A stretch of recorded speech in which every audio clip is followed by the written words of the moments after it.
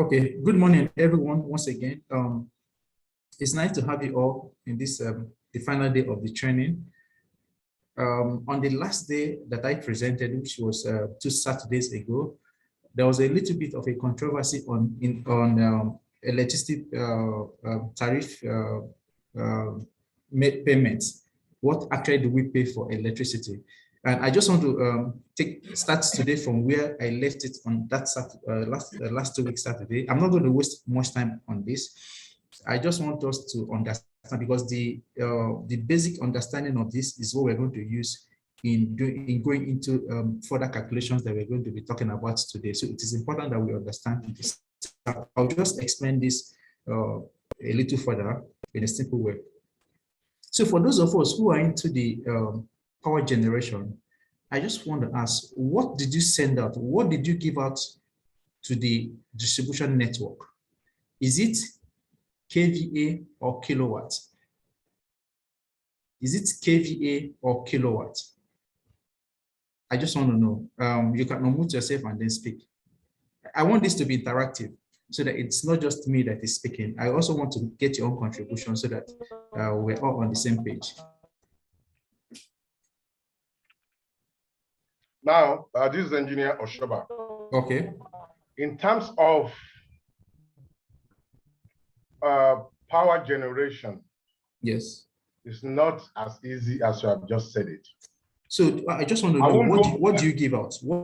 Please, let me just. Okay, go ahead. I won't delve deep into generation. Okay. Because generation has got a different tariff structure. Okay. But distribution is where this energy audit actually plays a very vital role.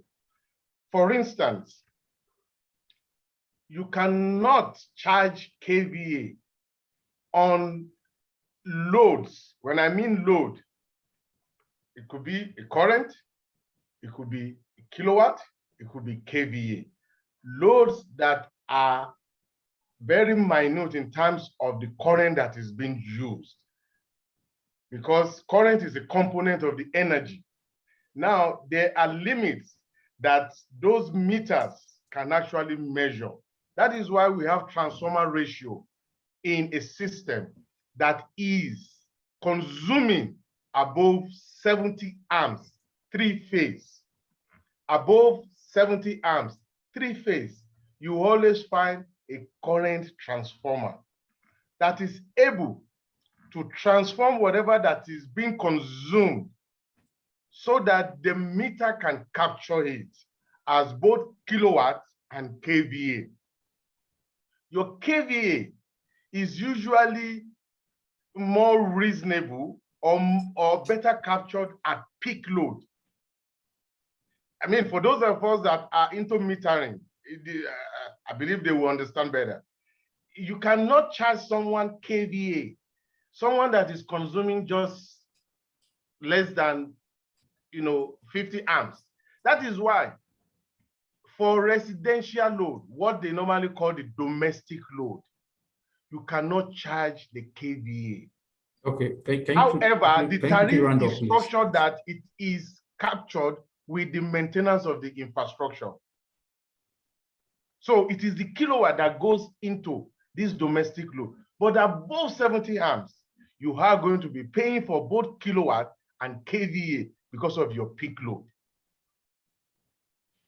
Thank you very much. I very well understand that we'll have experts in the house, and your contributions are very well welcome. Thank you, Engineer Ochoba, for your wonderful contribution. You're correct in what you have said, and I'm speaking in general terms here, more specifically to heavy consumers, maybe industries, because we're going to be talking a lot about industrial processes here. Okay, if your consumption is low, then power factor might not be a problem here. However, by the time your consumption is high, you have inductive load, you have motors in your facilities, then it becomes a problem. Okay, and that is why it's important that we understand the concept of kVA and kilowatt. like I said, as we go further into the calculations, we're going to see how this things play out. I very well understand the insight that you have given, but I want to keep this as simple and straight. And what I want us to understand here is what actually comes into your house, or what leaves your generation facility, what you send out to the grid. Okay, it's what I want us to have a clear understanding about here. What goes out, in my own perspective and by way of my own training, is kVA. That's what goes out. Then at the point of your consumption, so if you look at this, P is equals to V, that is voltage times current. What this is apparent power. This is kVA. What you have here, this power equation is apparent power, and that's what the kVA is. So at the point of your consumption, it's not depend on the kind of load that is consuming this power. That's what now, that's where the power factor comes in. And once the power factor comes in, it transforms from kVA to active power, which is the kilowatt. So excuse me, sir. Okay. Excuse me, sir. Okay. Let me just step in briefly. Okay. I think as you rightly said, and as the first speaker said, the generating stations usually send out power. Power is a product of voltage and the current supply. Now with a unity power factor. Now, depending on the type of load, as you have earlier said, if you see the triangle, the opposite of that angle, when an angle is injected into it as a result of inductive and capacitive loads, that shift from wattage to VA, in the sense that the power supply now becomes apparent, in the sense that the consuming load, you may earlier mention in that first lecture that it is the load that differentiates the power, and that is quite true. No. The person who is sending power, you call it a total power or a VA, but the consumer, if it does not have a reactive power, that is, if the difference between the inductive and the capacitive load is zero, then since the reactive power is zero, the voltage ampere or VA becomes a wattage, or kVA becomes kilowatts. So exactly. At zero power factor. Yes, at zero power factor means zero reactive power. Okay. And that is why for industrial load, just to conclude, sir, just because that is. Pardon me, apology. What you are saying now is exactly in this slide, very well elaborated. Because today is our final day, I will have only 3 hours. I will grab the indulgence of the participants as well as our resource person. I'm aware that interactiveness is very important at this point, but because I want us to exhaust the huge resources we have, I will plead with us. Every question you have, just put it down, because we're going to have an elaborate question and answer sections. But I want us to run through this slide because this is like we're laying the foundation for our energy auditing. So, Engineer Chima, I'd like you to hit the nail running because we still just have 2 hours for this. Okay. And I know 2 hours might not be enough because we have another resource person coming on board who is coming in with entirely something different. And I just want us to meet up with these 3 hours. Please, I just want to plead. As Chima said, we have a lot of professionals around, but let's just exhaust what we have, then we can have time and discuss. Please, thank you. Okay, please, once it's 2 hours, because I may lose track of time. If it's 2 hours, please remind me. So let me just wrap this up, okay? So what I'm trying to say here is that when the power factor element comes in, that's when you now have the active power, which is the kW. So if it's power is equal to voltage times current, at this stage, it is the apparent power.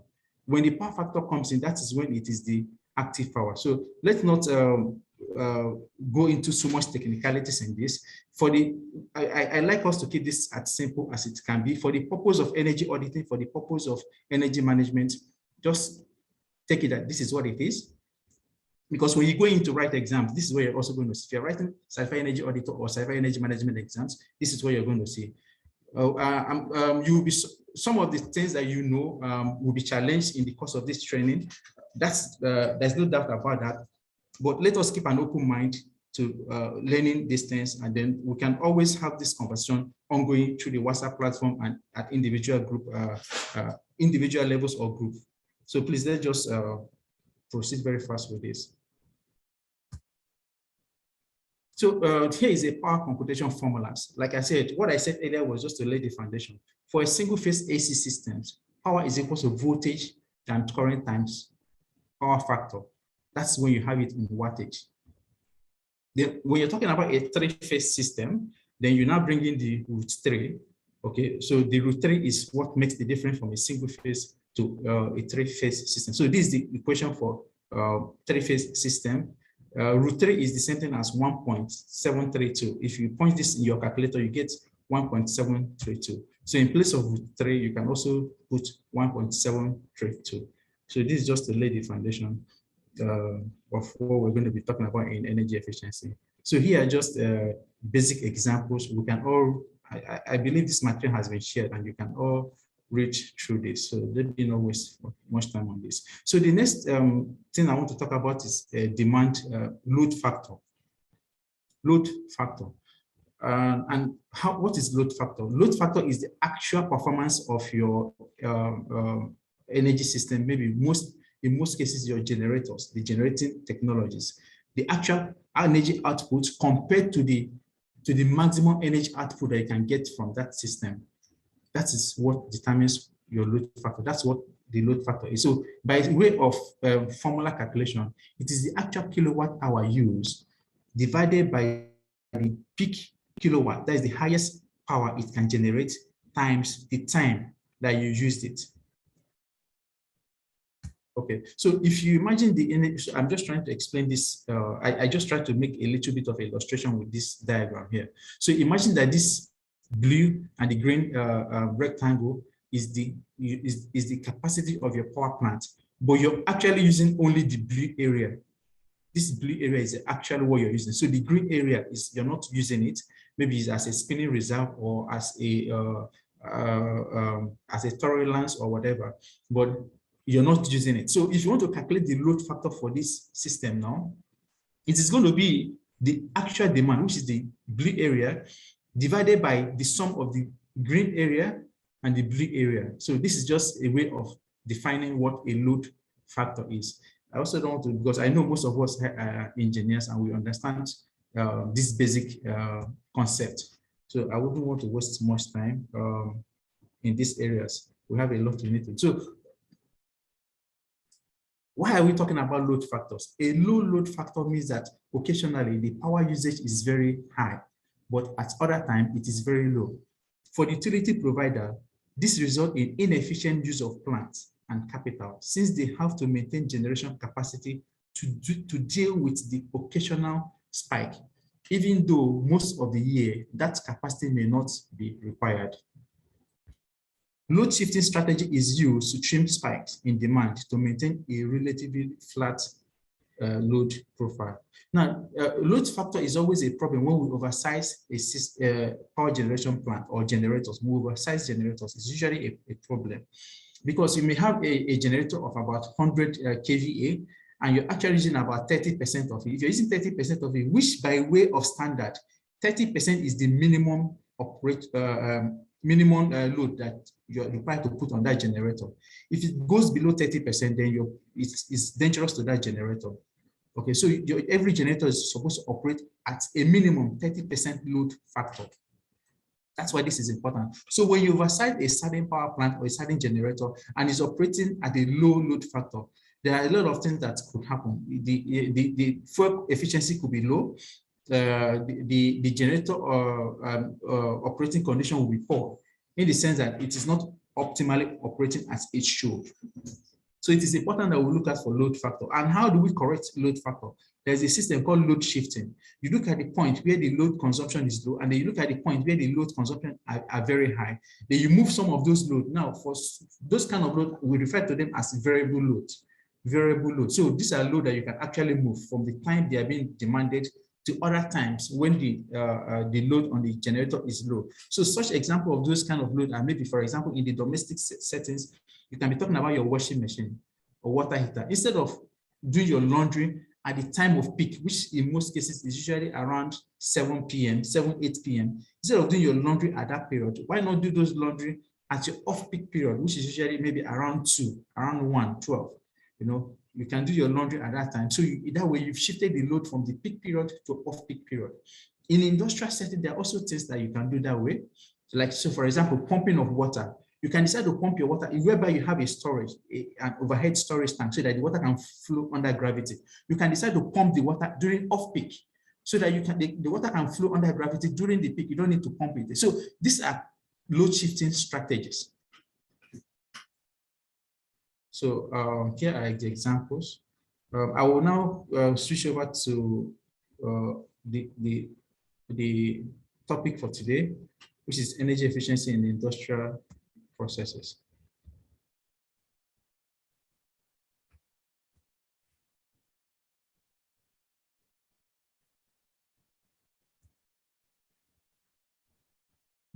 Hello, sir. Okay, hello. Please, I'm a bit confused. I think I have a question. Okay. If this power that you're talking about, for example, if you go to buy this, maybe you go to these distribution companies, you usually see kilowatt hour, which is energy, which I know that's what generation companies transmit and then sell to the distribution companies. You understand? Very correct. So then, and then the distribution companies is like they sell energy to not power, right? Sorry, they what? The distribution companies, they sell energy, not power. They sell energy, yes, correct. And then so let me address why this going around about power, this thing, because they buy energy, they sell energy. Then what's the problem in there? Yeah, I understand your question. And let me quickly shed more light on that. Let me quickly address that. Like I said, in Nigeria, we use a unitary system of tariff design. A unitary system of that tariff design. So you only pay for energy. That's the system we operate in Nigeria, whether for industrial or for residential. Okay. And for those of us who are in the power generation business, I think this is an area we need to pay close attention to, because we might be losing money without knowing it, or we may know it, but because of the regulatory framework has not allowed us to recover for it, or somehow it is being recovered through other means. So, but we need to pay attention to this. When we're selling power and the final consumer is having an inductive load, what he's doing is reducing what you're giving to him to a lower active power, and that when that active power is reduced over time, that's what he pays for. He doesn't pay for that wasted energy. Okay, but what you gave to him was including the wasted energy that he wasted plus the one that he used, and he's paying for the one that he used over the time. Remember when I was studying the introduction in my first class, I told you that power and energy are two different things. Energy is power consumed over a certain period of time. So time is the emphasis in energy. We're talking about energy and power. Time becomes the differentiator here. Okay. Now the thing is this: if you for a Western world, or in a ideal situation, what the utility company usually do is that they penalize you for your inefficiency. So they charge you for that. Poor power factor. So they can say for every single drop in power factor, there's a price to it. Okay, so I before coming to this class, I tried to see if I could get an utility bill from maybe Kenya. Okay, because I know there are so many terminologies to this. In some cases that you see power factor penalty. In some cases you see ratchet clause. All of these are strategies to control demand behavior, so that you use electricity in a more proper form. You don't use inductive load without correcting your power factor. You don't unnecessarily increase your demand on their generators. So all of these are strategies to control consumer behavior. But here in Nigeria, all of this has not come into being. And that's why I say we are still lucky in Nigeria that we've not, our tariff system is still the unitary system of tariff system. Okay, but trust me, for the industry to be standardized, all of this has to be taken into account. Okay, so it's not like so in your tariff, in your energy bill, you will see different components. You see your consumption, which is energy that you consume. You will not see another term that is called power factor penalty, you pay for it. Okay. In some cases, there's what we call demand ratchet. You also pay for it. So it depends on what is applicable in a particular country. Like Engineer Uche said at the beginning of this class, we cannot exhaust all of this knowledge transfer in 3 weekends. We cannot. So what we need to do, what we're actually doing is to give you a pointer to the things you should know, give you a guide, give you an overview, give you some level of understanding that will guide you further in your personal studies. If we need to exhaust all of these things, we cannot even do them in 4 Saturdays. We cannot. It's a whole broad curriculum, but we try as much as we can to give you the basis and what you need to know. Excuse me, sir. 3 seconds, sir. 3 seconds, sir. Okay, please. This energy formula you gave, sir. This power formula you gave these two. I think the first one of VA, you should say VA times power factor at power factor is equal to 1. Because if you don't include it, it will be confusing to several people. Now you just mentioned that power factor, when it is reduced, somebody is penalized. Your second equation of wattage has power factor in. The first one doesn't have. It should have power factor. At power factor is equal to 1. So when there's no power factor element in it, that's when it becomes a VA. If there's power element, if there's power factor element, whether it's 0 or 1, then that's when it becomes the wattage, the active power, the real power. Okay, I don't want to waste your time, sir. Thank you. But don't worry, I'm still coming back. I don't want to remove this slide. Because it is when there is no power factor, there is an angle of 0. Now, if it is cos 0 is equal to 1, that is why, and cos 0 is, cos of that angle is the power factor. So there is power factor in the first equation, only that is at a 0 angle. So cos 0 is equal to 1. So now when you, the second equation of wattage has power factor inside, is a power factor that is less than 1. Yes, and so when your explanation that is less power factor, it is justified. So I think that first equation should be modified. You include power factor at an angle of 0. It does not exist, but for calculation's sake and this explanation, you will include it and state that that power 0. Factor there is equal to 1. Power factor is equal to 1 because the angular, the angular degrees is 0. I totally understand it, and you're correct. The most important thing is that you have that understanding, so that when you're doing your calculation, because the questions can come in different forms. When you do your calculation, you know exactly what you're doing. The most important thing, like I said, is the understanding. So let's, you're correct.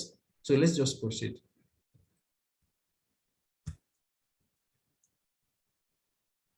Okay, so the goal for us, now we're talking about energy efficiency in industries specifically. So the goal of energy efficiency program is to maximize the productivity of energy by keeping waste as low as possible, thereby increasing business profitability and providing solutions to environmental challenges such as global warming.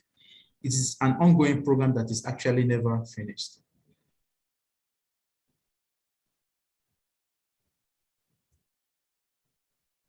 So energy efficiency refers to the efficient conversion and use of energy and is a measure of productivity provided per unit of energy consumed.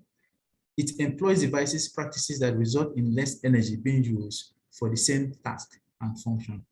So most of us already understand what energy efficiency is. I don't want to, these are the literature that you can read and understand.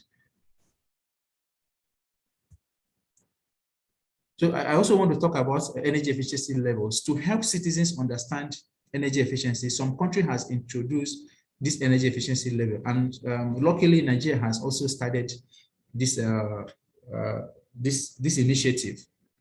If you look at the second image, you see the Nigerian energy efficiency level. Essentially, we've started doing this for the refrigeration and for the cooling. It is not yet very well known in the market, but it's a process that has started, and hopefully very soon it will become viral in the market. So these are energy efficiency level. This is for US, this is for Nigeria, this is for India. I think this is also for US and Europe.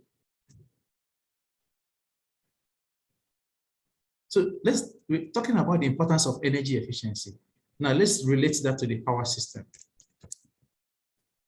Let's relate that to the power system. So we're going to look at the power generation from the point of generation up to the point of consumption. So at the primary energy level, you have 100% energy content. It could be coal, it could be gas, it could be fuel, it could be diesel.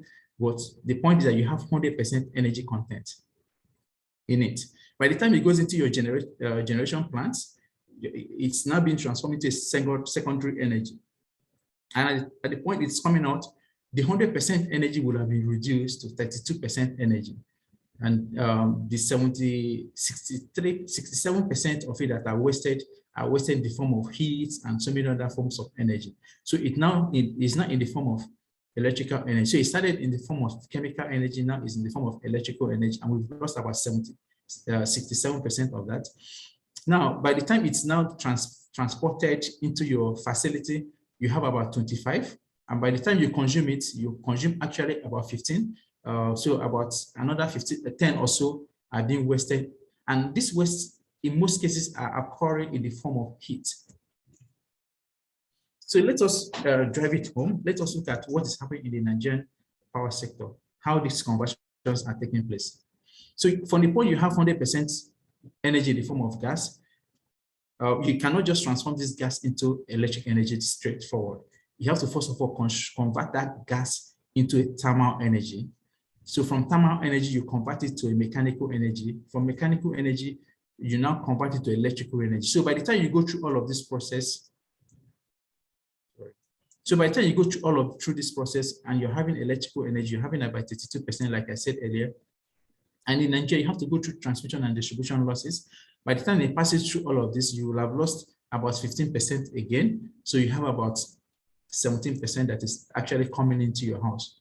So let us look at what's happening here. So if by way of energy efficiency, you save 1 unit of electricity, if you save 1 unit of electricity, you're actually saving about 4.9 units that was sacrificed to produce and deliver that 1 unit. That's why it's very, very important. And that's why some people tell that the best form of energy is the one that you don't use at all. The energy you don't need to consume, that's the best form of energy. And that's why energy efficiency is considered to be superior, is considered to be the first fuel of all energy systems. The energy that you avoid to use. And the reason is simply because when you avoid 1 unit of energy, you're actually avoiding a lot more in the form of the capital that was invested to produce that one, the form of the losses, which is now you can see that about 4.9 units of electricity or energy were wasted just to deliver that 1 unit to your home for you to consume. So that's why energy efficiency is very, very crucial and very, very important. Let's explain this again. So in Nigeria, Nigeria has begun to now take energy efficiency serious in our industries and as well as our homes. So the potential of energy efficiency in Nigerian industry is huge. According to UNIDO, between 25 to 40% in developing countries. The potential of energy efficiency in industries is up to 40%. And there's a research that was done by GIZ, and they said that Nigeria spent 40% more energy per unit of GDP. When you compare that with our counterparts, like Indonesia, Pakistan, and some other countries that we're at the same level with, Nigeria, we spend 40% more energy per unit GDP. And that tells you there's a lot of energy efficiency potentials in Nigeria. Installed machineries is often outdated. Process may run effectively, but often not efficiently. Thus, over 40% of total energy used is wasted in old, obsolete, and inefficient equipment. So like I said, some of these literatures are things you can read up and then you have an understanding on your own. But if you still have questions when you read them, please reach out to us. You can always respond. So these are the extant policies and action plans that Nigerian government has put in place to support and promote energy efficiency. So we have the National Renewable Energy and Energy Efficiency Policy. These documents, you can download them online. You can easily get them and download online. So we have the National Energy Efficiency Action Plan. We also have the National Determined Contribution. Now, this National Determined Contribution is the contribution we made to COP21. I think so, yes, COP21, Paris Agreement. This was the things that we told them that we're going to do to reduce our greenhouse emissions. So it is also documented. You can get this document online. They will have the National Industrial Policy. I don't want to go through all of this. So what are the primary causes of inefficiencies? what actually causes inefficiency in the industry, in our homes, wherever energy inefficiency. Whenever you find energy inefficiency, what is causing it? There are two primary causes of inefficiency. One is the human behavior, and the other one is the technical losses. Human behavior and technical losses. So let us try to expand this a little bit by looking at energy balance equation. Energy balance equation. An energy balance equation means that energy that is going into a particular system should equal to the energy that is coming out from that particular system. So you remember we said that energy cannot be created nor destroyed, but can be transformed from one form to another. And in the process of this transformation, energy is always conserved. So having said that, it means that energy that is going into a particular system is equal to energy that is coming out of that system. So energy in is equal to, now let us look at what's happening inside the system. Energy used in the system that is used usefully, plus energy used that is used wastefully, plus the losses. So I've tried to unpack the energy in the system and the energy out. So if we do the unpacking, we're going to see that, okay, there are actually energy that were used usefully, for productive use, in a most efficient way, yes. But there are also energy that are being used, but they are wasted. And this is where the human behavior comes in. These energies were used, but they were wasted. Okay, so here, like I said, this is where the human factor comes in. And the other one are the energy losses. Energy losses. Now, these are where the technical losses comes in. So these losses are like energy that are used to overcome resistant forces, just like maybe frictional forces, resistant forces in cables and all of that. So these are where you have the technical losses, okay? It is more important that we pay attention to the human behavior before we now come to the technical loss, because this human behavior, in most cases, they cost little or nothing to eliminate. So, like I said, there are two major factors that induces inefficiency in the system: human behavior and technical losses. If you want to reduce, if you want to save energy, if you want to reduce energy consumption, there are two things that you have to look at for. One is how can you reduce the power needed to do or to achieve the same results? If there's a way you can reduce the power. So, for example, before now, we used to have incandescent light bulbs, okay? But now we've been able to find a way to transition from incandescent light bulb to CFL, compact fluorescent lamp, and now we have the LEDs. Now, this is a way of reducing your energy consumption by reducing the power need, okay? Before now, you have a compact, you have the incandescent bulb of about 60 watts. But today, you can replace that 60 watts with about 12 watts LEDs, and it gives you the same output, if not even more. So that is one way of reducing your energy consumption, by reducing the power consumption. The second way is reducing the hours of usage. If you reduce the hours of usage, you also save energy. So, for example, imagine that you have an incandescent lamp, which you've not done anything about reducing the power, but you can also reduce the hours that you use it. So instead of, for example, using an incandescent light bulb for 12 hours in a day, 12 hours, you can decide to switch it off and use it for 6 hours in a day. If you reduce the hours that you use that power, you will also save energy. And by saving energy, you save money. So these are the two ways you can actually reduce energy consumption, or two ways you can improve energy efficiency. Either you employ a technology that reduces the power demand, or employ a technology that actually reduces the hour of consumption. That's why you see that in some areas you see sensor switch. So when you step into in most cases, the restrooms, when you step into the restroom, the light comes up. When you go out, the light goes off. What they are trying to do is to reduce the usage, the hours of usage, and that is energy efficiency for you. So the reason why I'm trying to explain all of this, so that when you go into energy audit, and then you begin to write your report, you begin to write your recommendation, you know what to look at for, and the measures that can be taken to reduce energy consumption.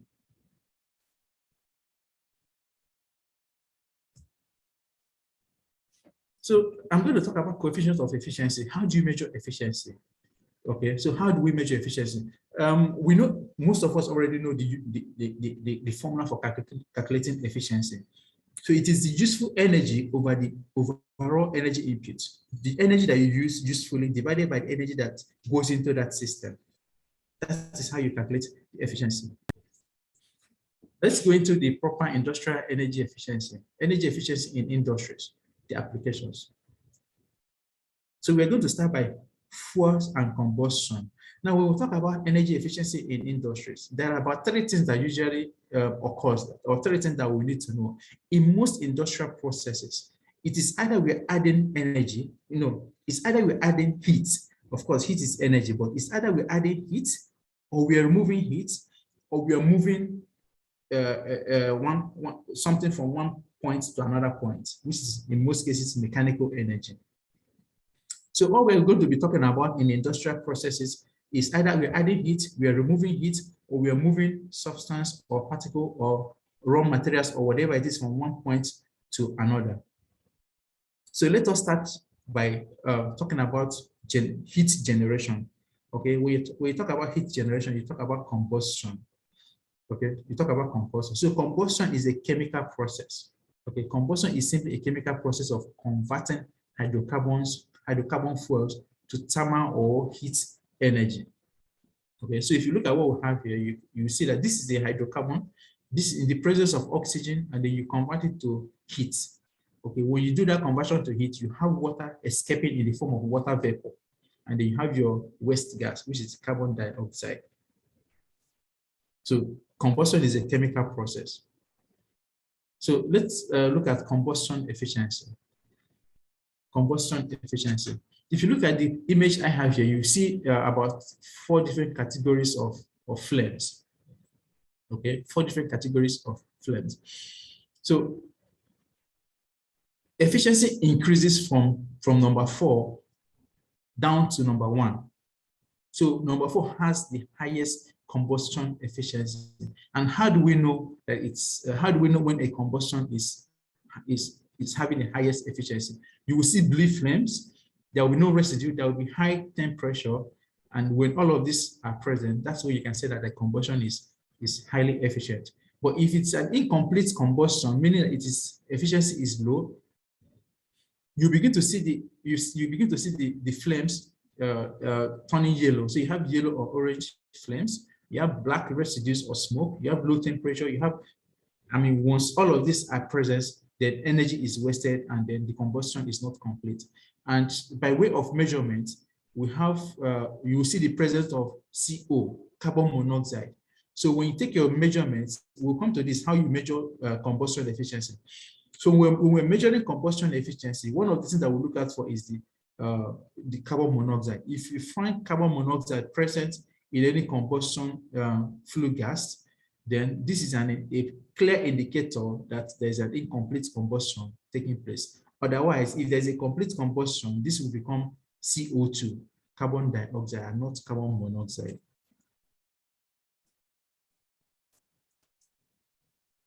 So what is a complete combustion? To ensure complete combustion of the fuel used, combustion chambers are supplied with excess air. Excess air increases the amount of oxygen to the combustion and the combustion of fuel. When fuel and oxygen from the air are in perfect balance, the combustion is said to be stoichiometric. So the combustion efficiency increases with increased excess air until the heat loss in excess air is larger than the heat provided by the more efficient combustion. Okay. So we are talking about excess air. Excess air is required to achieve complete combustion. If you recall this equation that I presented to us here, you see that this is hydrocarbon in the presence of oxygen. So the purpose of adding excess air is to make sure there is adequate oxygen that can combust this hydrocarbon. If there's no adequate oxygen, you will not have CO2, you have carbon monoxide, which is an incomplete combustion. So the purpose of having excess air is to make sure that this hydrocarbon is completely combusted.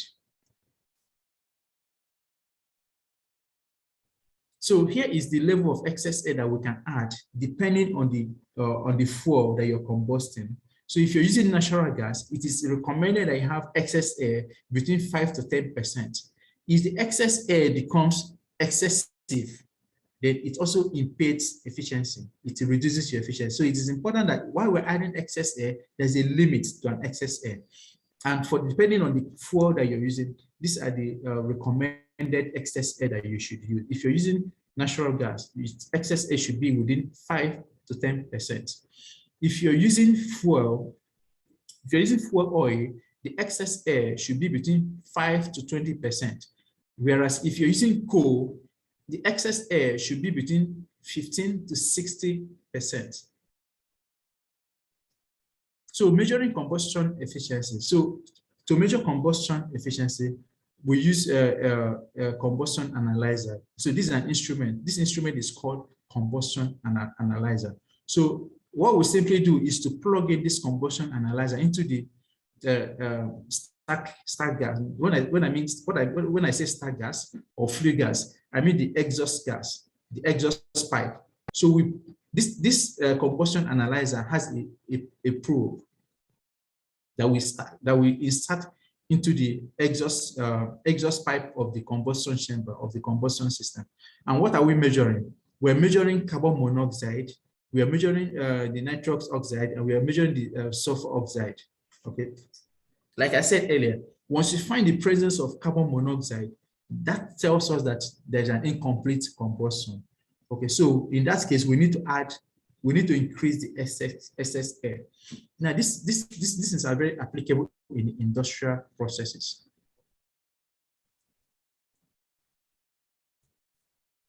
So let us look at boilers.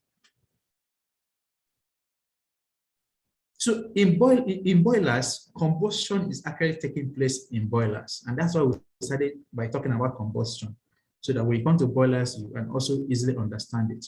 So boilers are needed to generate steam. Remember when I was starting, I told you for industrial processes, it's either you're adding heat or you're removing heat or you're moving materials from one point to another. There could be other things, but these are basically the most predominant activities in an industrial process. So at this level, we're still talking about how to generate heat. Okay, so how do you generate the heat that you use in your industrial processes? That's where boiler comes in. So boilers, there are two kinds of boilers. So boilers are needed to generate steam, heat carriers for industrial processes. There are two basic types of boilers. So we have the water tube boiler, and then we have the fire tube boiler. Water tube boiler and fire tube boiler. The definitions are very simple. So when you see a water tube, what it means that the water is passing through the tube. Now, this is a boiler. This is a boiler. This is the furnace. This is where you have the combustion. Okay. And these are the tubes. These blue portions are the tubes. Okay. So what it means that the combustion is taking place here, and then the water is coming in from here, and the water is flowing inside the tube. That's why you have water tube. Water tube. The water is flowing inside the tube. So what is actually taking place here is that the water is absorbing the heat generated by this fire. It's absorbing the heat, and it's using that heat to change phase. It's using that heat to change phase, to transform itself from liquid to gas. Okay, from liquid to gas. So when water has been transformed from liquid to gas, it becomes steam. It becomes steam. So that is what is going on here. So it now acquires a lot of heat, and it changes to steam, and then it leaves at this point. Okay, and then the flue gas now leaves at this point. So this is where the waste heat from this combustion system is going out from here. So now in fire tube, the reverse is the case in terms of where the water flows. Now the water is flowing inside the tank, while the fire or the heat is flowing through the tube. The heat is flowing through the tube. That's what's called fire tube. The fire is. Yeah, please mute yourself. Okay, thank you. So this is just the two different kinds of boilers that we have. We have the water tube boiler, and then we have the fire tube boiler. So let me explain what is going on in the boiler system. Okay. So we have what we call, there are two kinds of heat. Well, we have sensible heat, and we have latent heat. Some of us may already be familiar with this, but I'll just explain it briefly. So sensible heat is the heat that increases the temperature of the liquid. So when you're applying a heat in the water system, like when you're boiling the water, if the water is at 25 degrees centigrade, for example, which is what is illustrated here, if it's at 25 degrees centigrade and you begin to add heat to it, the temperature begins to rise until it gets to 100 degrees centigrade. So from this 25 to 100 degrees centigrade, what you're adding is sensible heat. But when water gets to 100 degrees centigrade and you keep adding heat, the temperature of that water will not increase further. Rather, what will happen is that water will begin to transform itself. It will change from liquid to gas. So at 100 degrees centigrade, the water begins to boil and it begins to change to steam. Okay, so at the point where that water is changing to steam, what you're adding is latent heat of vaporization, or simply latent heat. That is what you're adding. The temperature is no longer increasing at that point. So these are the two kinds of heat, where you have sensible heat and then the latent heat. So here are formulas for calculating heat. Just like we did for electricity, the formulas for calculating electricity in single phase and three phase. Here are the formulas for calculating heat. Now, the good thing about these formulas is that you don't need to cram them. You just need to understand them, and you need to understand the questions and need to know when to apply them. Even if you're writing exams, it's an open book exam. You can consult some certain materials that are allowed. Okay. Yes, you can consult some certain materials. And more importantly, when you're conducting your energy audit, or when you're doing your energy audit for an industry, nobody is going to be able to monitor you to know the formulas you're going to use. So you're working on your own. So you have the internet, you have the textbooks, you have the resources to consult. Like I said, what is more important is understanding the formulas and knowing where to apply them. That's the most important thing. So here are the heat flow equations. Heat flow equation. So this is the Q here represent heat flow. This Q represent heat flow. Okay, it can be in form of kilowatt, it can be in form of kilojoule, it can be in any form of energy. Okay. So how do we calculate energy in heat applications? We need to understand the mass of the heat carrier, the thing that is carrying that heat. We need to understand whether it is air, whether it is water, whether it is whatever is carrying that heat. We need to understand, we need to know the mass. So we need to know the mass flow rate. That is what M is. We need to know the specific heat of the, now these are standard terms. These are standard constant rather. So water have a specific heat. Every liquid have their own specific heat. So you need to know their specific heat. In most cases, you'll be given. In most cases, you'll be given. Then you need to know the temperature difference. What temperature are you starting from? What temperature are you required to get to? If you know the temperature difference, then you can now calculate the heat flow, or the quantity of heat that has been added to that water, or the quantity of heat that has been removed from that water. Now, remember I told you there are two kinds of heat. You have sensible heat and you have latent heat. Now, this equation is for sensible heat. This equation is for sensible heat alone. Then you have another equation for sensible and latent heat, which is the heat flow is equal to the mass times change in enthalpy. This is change in enthalpy, or simply, okay,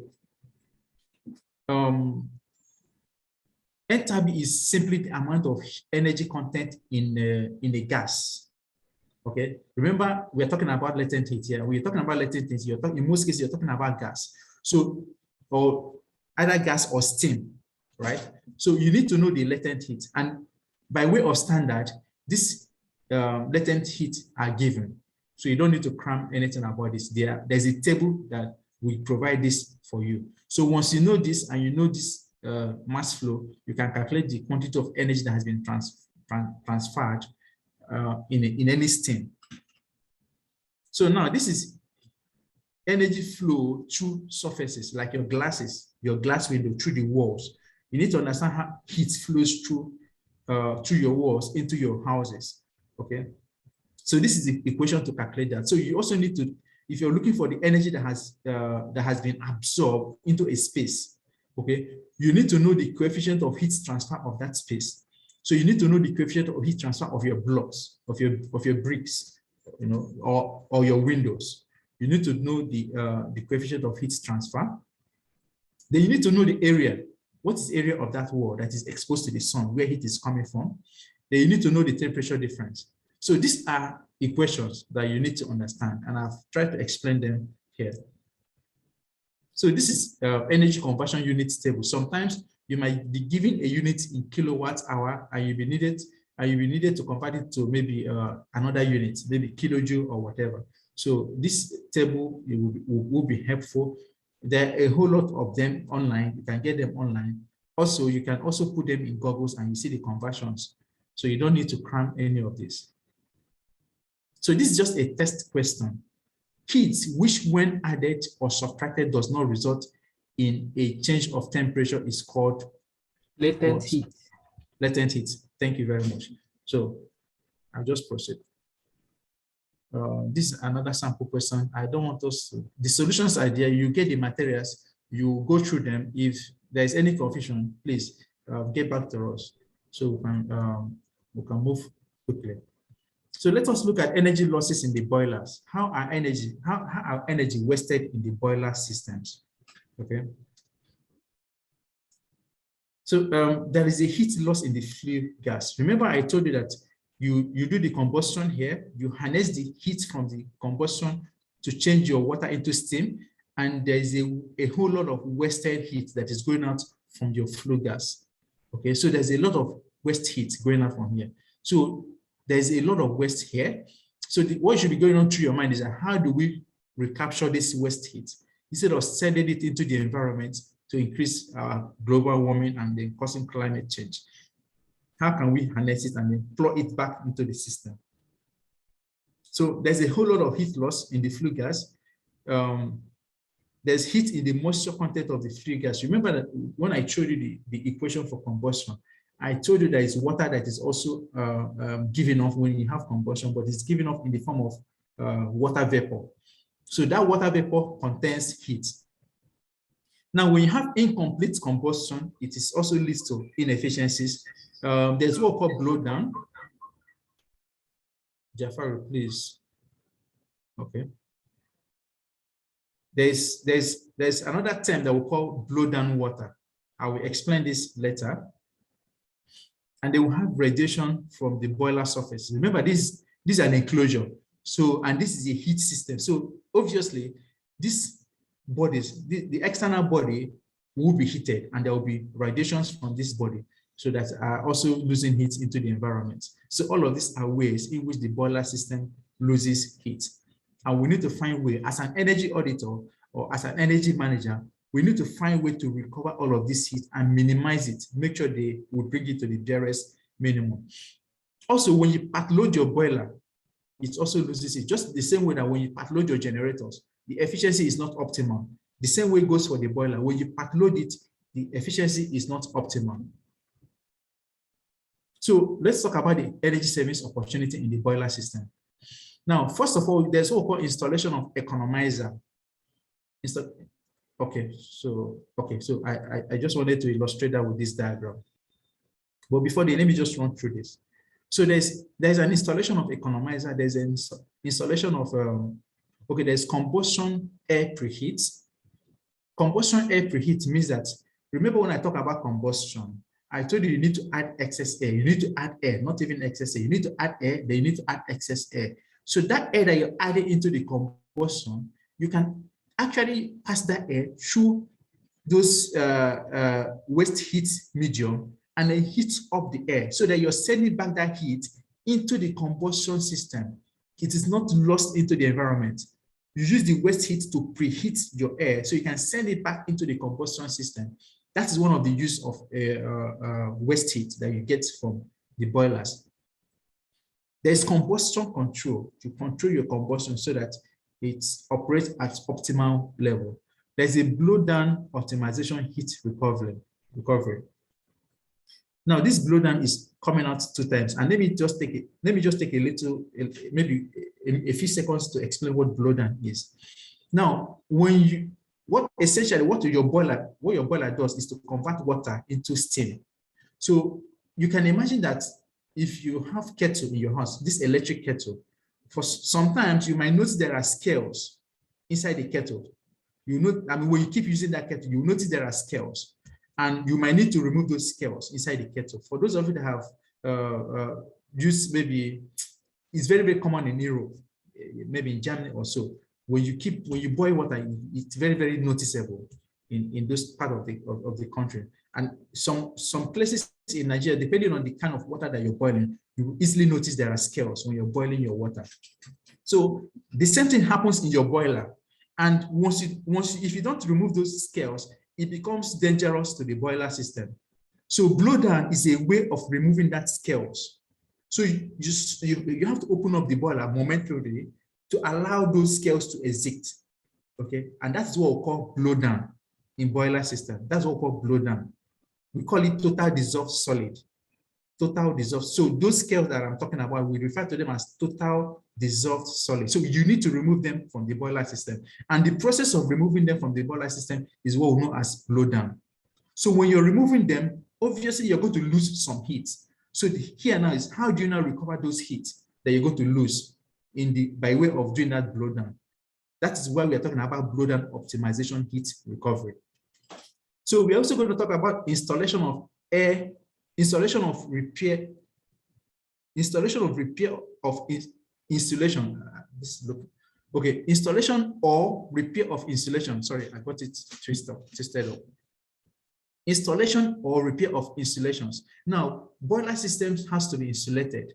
Sometimes you will notice that the insulation has been worn out or damaged, so you need to repair them. Okay, so load management, I talk about pack loading. If you pack load your boiler, then the efficiency is not optimal. Okay, so how do you do load management? There's also what we call VSD, variable speed drive, for fans, blowers, and pumps. So you can use VSD in boiler systems to optimize them. So if the boiler is old, if it has been more than maybe 20 years or old boiler, then it is better to replace the boiler. That's why you talk about boiler replacement. You talk about general good housekeeping measures. Now, these are the measures that you can take to recover heat and optimize a boiler system. So I talk about. Sorry, can I just take you back to the slide you just turned? Okay. The number 4, the blow down heat recovery. Most industries now, this blow down system is done automatically. Yes. It's done automatically. So how can you recover heat from the heat recovery system? Because it's a very short time. It just blows, then the valve closes again. So what's the possibility of recovering heat from this system? Can you just explain more, please? Okay. So like the thing implies, blow down heat recovery, you have to optimize this. So when the heat is going out, it is possible you could pass your feed water. You could have a heat exchanger, then you pass your feed water through to recover the heat. If you understand how heat exchanger works, you have the hot side, then you have the cold side, and the cold side is expected to absorb the heat from the hot side, so that when the hot liquid or air is going on, it's already cold. So you could actually deploy, there's a section for heat exchanger. We'll talk about heat exchanger, but you could actually deploy heat exchanger at your blow down system to recover the heat. So you could use that heat to preheat your feed water. Okay, so I'm going to talk about heat exchanger. I'm also going to talk about the feed water, and then I'm going to talk about the feed water. I'm going to talk about the combustion air. I think I've said something about that already, whereby I use some of these heats that I recover to heat your combustion air. So thank you for the question. I'm very glad that at least I have people who are experienced in using these technologies. So let's just proceed. So we have the possible use of heat recovery in the system. And remember, I talked about economizer. Now, this is your flue gas. This is your waste gas. After the combustion, now this is your combustion is taking place here. okay? And then this is the boiler, and then this is the flue gas. So what happened, you now put an economizer. Economizer is like a heat exchanger. Heat exchanger is what you use to extract heat from a hot medium. It's what you use to extract heat from a hot medium to another medium, right? So now this economizer is feed water. Feed water, the water that you're feeding into this boiler. So remember the purpose of having this boiler. The purpose of having this boiler is to change the water from liquid to steam, okay? And if the water that is coming into this boiler is already hot, then you require less energy to convert it to steam. That's the idea. So the point is that you have to first of all raise the temperature of the water that is coming into this boiler so that you don't need to add too much heat to convert it to steam. And that is the purpose of economizer, recovery of waste heat from the flue gas, from the exhaust pipe, right? So your feed water that is going into this boiler, you pass it through this your flue gas to recover the heat. And by the time the flue gas passes through this economizer, it loses the heat to the water. And then you now send that water back into the boiler, whereby it will require less amount of heat or energy to transform it to steam. So that's what economizer does. In another word, if we're using air, assuming that we're using air here instead of water, then this becomes recuperator. We call this recuperator. I don't know if it, okay, good. So this is what we have here. So this is your exhaust pipe. So instead of using water, we use air to recover the waste heat. And why are we using air? When we use air, we send that air back into the combustion chamber. We send it into the combustion chamber. If we're using water, we're sending the water into the feed water. But if we're using air, we send it into the combustion chamber. Instead of picking air from the environment at a low temperature, we pick that air from the environment, pass it through this waste heat, heat up that air, and then send it into this combustion chamber. It improves the combustion efficiency. Okay, so when we use air, it is called recuperator. Okay. So this boiler checklist, if you want to do an energy audit in a boiler system, this is just a checklist for you. You can read through this. Now let's also look at steam system. Steam system, we are still going to see boiler here because boiler is like a generator. Your steam system is like your distribution network, your electricity distribution network. Just understand it that way. Your boiler generates the steam. Then you have a steam system that distributes that heat into your industries. So the steam distribution system. Steam systems are needed to distribute steams and transfer heat for industrial processes. Okay. So if you look at this diagram that we have here, you're still going to see boiler here, where the steam is generated. And the output from the boiler is your steam. Okay, so your steam now travels through your industrial processes. Okay, at the point of use, you're going to see what we call heat exchanger.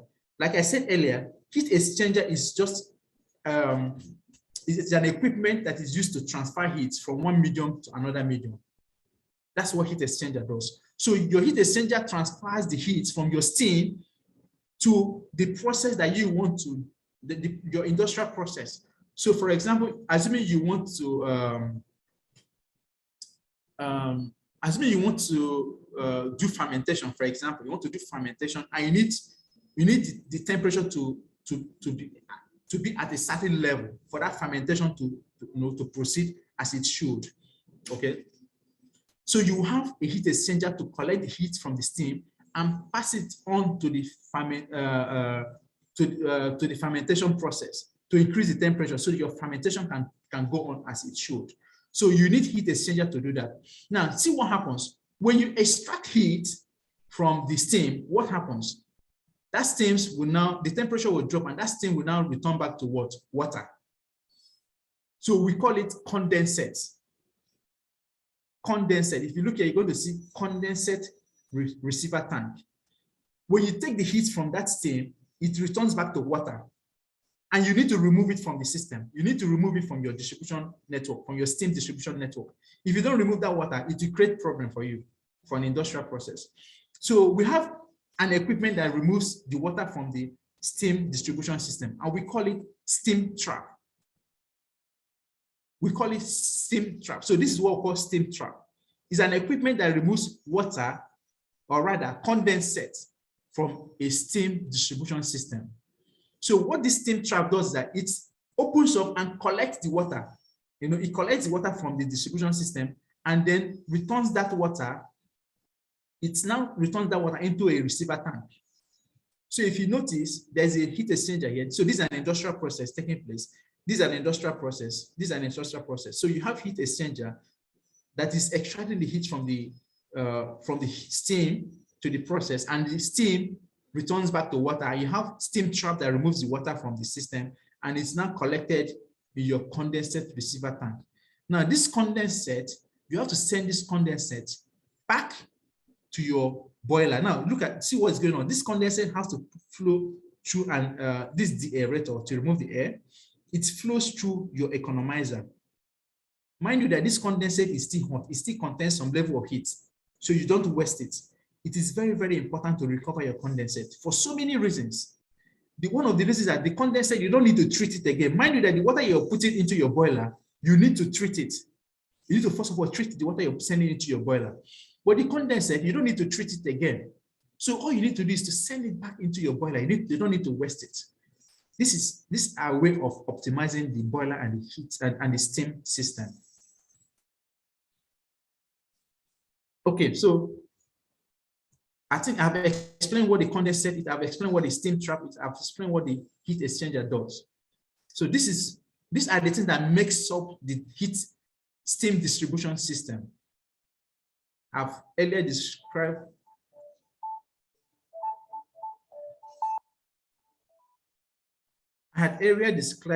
described the economizer. So let me just proceed.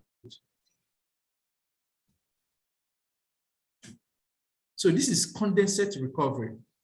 I hope you remember what I said about condensate. Condensate are the steams that has eventually lost their heat and they are now transformed back to water. This is condensate. So if you look,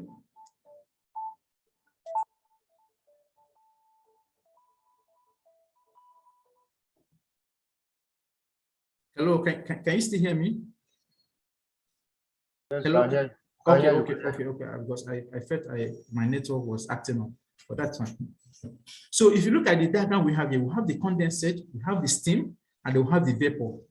So at the point, this is your boiler, at the point it's leaving, you have the steam, which is pure red.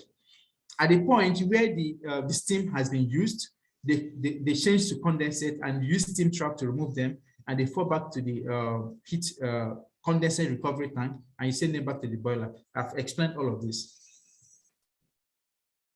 Now, there is something I want to also highlight here, because it's something you need to know. There's something we call water hammering.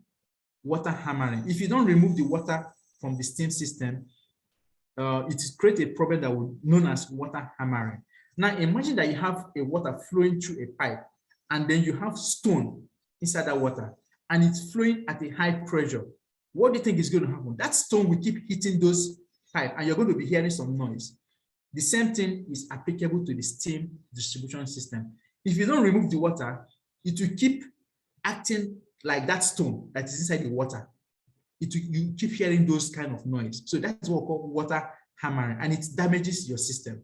That's one of the reasons why we also need to remove them. Secondly, it also reduces the quality of your steam. If you don't remove the condensate, it reduces the quality of your steam and it messes up the system. So it's very, very critical that we remove this condensate from the system. Now, condensate recovery. Remember, I already talked about this. So you can read this up and then. Now, this is a picture of a steam trap. Now, steam trap are a type of automatic valves, like one of my colleagues just said that this happens automatically. The steam traps, it happens automatically. So they are a type of automatic valve that filters out condensate, that is condensed steam and non-condensable gases such as air without letting steam escape. Now, this is steam leakage. When you see something like this is steam leakage. So you need to find and fix them immediately. Otherwise, the company will be losing a lot of money. So when you go out for an energy audit, you have to look out for steam leak. Are there places of steam leakages? There's an equipment that can also help you. Apart from the visible ones, there's an equipment that can help you detect if there are leakages in the industrial process. So if there are leakages, the chances that the company is losing money is high. And that's why it's very, very important. In fact, steam is very expensive, is a very expensive form of energy. Steam is a very expensive form of energy. So it is every little loss in steam system is translated into a huge amount of money. So it is important to identify the leakages and then fix them. So this is an example of insulation. This is before picture and this is an after picture. This is a steam line installation. This is another picture. There's what we call thermal image camera. Thermal image camera is a camera that you use when you use that camera in an industrial process. You see high temperature areas. So this image that you're seeing here is an image from a thermal image camera. So you're seeing that there's heat loss here. So this place is not properly insulated. You can see that here. It is not properly insulated. Okay, so it needs to be insulated. So I already explained what heat exchanger is. So this is just pictures and more further explanation to what heat exchanger does.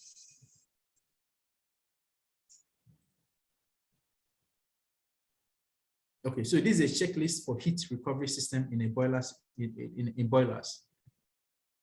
I'm just skipping through this because these are literature that you can read and understand with the explanation that I have already made. What is more important that you understand what is happening in those equipments? If you understand what's happening in those equipments, then you can understand these literatures.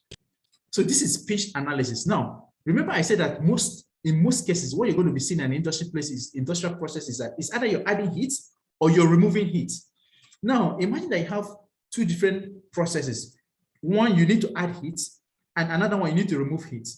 It only makes sense that as you're removing heat from the cold system, instead of throwing that heat away, you take that heat and then add it to the system that needs heat to be added.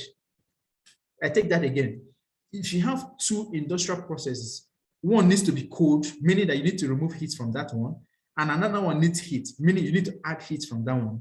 So pinch analysis is simply saying, identify these processes and then put them close to each other. Now, this is assuming that you want to make energy audit recommendations for an industry that is still coming up, or it could also be for a retrofit energy auditing recommendation, whereby, okay, they need to now find a way to bring these two processes together. So as you're removing the heat from your cooling system, instead of throwing that heat away, you take that heat and then transfer it into the system that needs heat to be added. And that is what pinch analysis is all about. So I'm going to talk about heat pump. Basically, heat pump is used to upgrade low-grade heat. So you can take atmospheric air, maybe at 25 degrees centigrade, and then you compress it, okay? And then you can now use it to generate heat that is at a higher temperature. That's what heat pump does. It takes a low-grade temperature and it's transformed into a high-grade temperature system. So this is an example of what a heat pump is. So heat pump is more like the opposite of your air conditioning system. Remember, your air conditioning system takes the heat in your conditioned environment and it throws that heat away into the environment. But what heat pump does is that it takes the low-grade temperature in the environment, it now compresses it and it transforms it into a higher temperature. So what essentially is happening here is taking the heat from your compressor and then transferring that heat into the medium that you want to heat up. So let me just explain that with this diagram. Now, this is a compressor here. Okay. Now we know what compressor does. This is an expansion valve. Now this is an ambient heat or waste heat. Okay. So you collect a waste heat and you pass it through a hot. If you understand your compressor system, you will know your compressor is always hot. Okay. So you take an ambient air, okay, and you pass it through that hot medium and you have a hotter air. That's what heat pump does. It just upgrades your low grade temperature air to a higher temperature air. So you can now use it for your drying. So for example, you want to do drying for an industrial process. Instead of using your steam, instead of using steam to do your drying, you can actually deploy heat pump. You take ambient air and then you transform it. It's a low grade temperature. You transform it to a high grade temperature and then use it to do your drying. Now, how do you measure the performance of a heat pump? Heat pumps are being measured by the coefficients of performance. So when we are rating heat pumps, we look at their coefficient of performance. Coefficient of performance. This same coefficient of performance can be seen for cooling systems. However, for cooling system, what is more predominant in cooling system is energy efficiency ratio, EER. These two can be used interchangeably, but I will explain further. In most heating applications, what we use is COP, coefficient of performance. But in most cooling processes, what we use is energy efficiency ratio. You could find a situation where you are given COP and you'll be asked to convert it to EER. I will show you the formula to do that. But first, let me explain what a COP means. COP, coefficients of performance for heating, coefficients of performance for heating, H means for heating, is equals to useful heat all over the electricity or electric power that was used to generate that useful heat. That is coefficient of performance. Remember that heat pump uses electricity. Your compressors are driven by electricity. So you're measuring the electricity that is consumed to the heat that is produced. The heat produced is the heat output all over the energy that is consumed to produce that heat. That is your coefficient of performance. So it tells you the quantity of energy or electricity that you need to produce a certain amount of heat. Now, you also have coefficients of performance for cooling. Like I said, they can be used interchangeably, and it does not make the definition different. The definition still remains the same. Useful heat energy that is removed divided by the energy that is consumed to remove it. Now, this is a typical definition of your air conditioning system. You remove heat from your room. You now divide it by the amount of energy that you use to remove that heat. That is COP for cooling.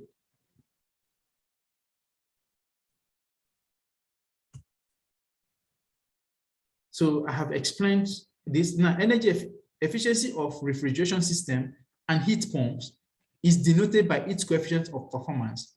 A high COP value represents a high efficiency. I've explained all of this already. Now, I mentioned about EER, energy efficiency ratio, in the previous slide. So this is energy efficiency ratio. It is similar to COP. Now, EER is the ratio of cooling, output in kilojoule to the energy in watt-hour to operate the system. It's not too different from the COP that I discussed about earlier. Now, EER is equal to the kilojoule cooling output divided by the watt-hour electric input. Now, this is for energy. You can also do EER for power, which is kilojoule per hour cooling output divided by watts electric input. So this is just the formula. This is the conversion formula. If you're given COP and you're asked to calculate the EER, this is the formula you're going to use. This red box is the conversion factor to convert from EER to COP or from COP to EER, depending on what you're given. Just know that this is the conversion formula.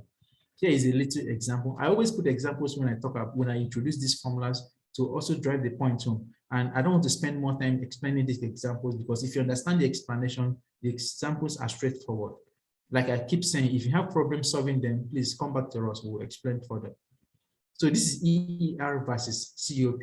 Like I did say, EER is more adaptable for cooling, while COP is more adaptable for heating. It's stated somewhere in this literature. Now let us move ahead. We're going to talk about building heating, ventilation, and air conditioning system, the HVAC system. HVAC simply stands for heating, ventilation, and air conditioning system. So we use a lot of it in buildings. HVAC is a significant energy user in buildings. Significant energy user. For most buildings, In Nigeria, now, not industrial buildings, for most commercial buildings in Nigeria, more than 50% of energy consumption are used for cooling, for air conditioning system, more than 50%. In an industrial setting, it is different. Most of the energy consumption in an industrial process is the motor. They're the motors that consume the highest. But for commercial buildings, cooling accounts for more than 50% of the energy, and it's a significant energy user. So it is important that we understand this system and how we can save energy from HVAC systems. So what induces the cooling? Heat influx through the envelope, direct radiation, heat leakage. You can read all of this, and then if you have questions, come back to us, please. So it is important to insulate buildings so that you don't need to spend so much money on energy to cool the buildings. That's why it's important when you're designing a building, you find ways to make sure that the requirement for cooling is not high. So this is a typical example of a building in Lagos that is kind of well insulated so that you don't need so much energy to cool that building. This is Austria.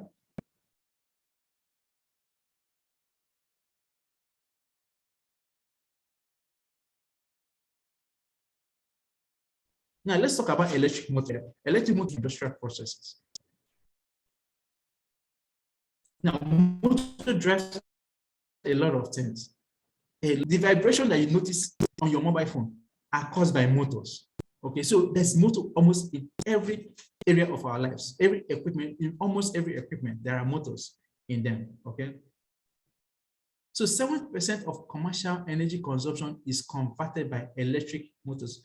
By this commercial here, not the commercial buildings, rather they are talking about maybe industries. I mean, even when we are looking at commercials, you also remember that your cooling system have compressors that are motor driven. So it's general.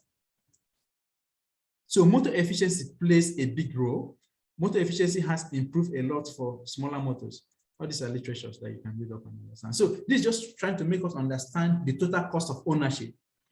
The total cost of ownership for a motor system. So when you're buying any motor, the initial investment might not be very, very important. Now, this is an investment you need to make. This is about 3%. But the cost of operating that motor for its entire life is about 95% of the total cost. So that's why it's very, very important that we pay attention to the energy consumptions of motors. Now, these are just potential savings of motors.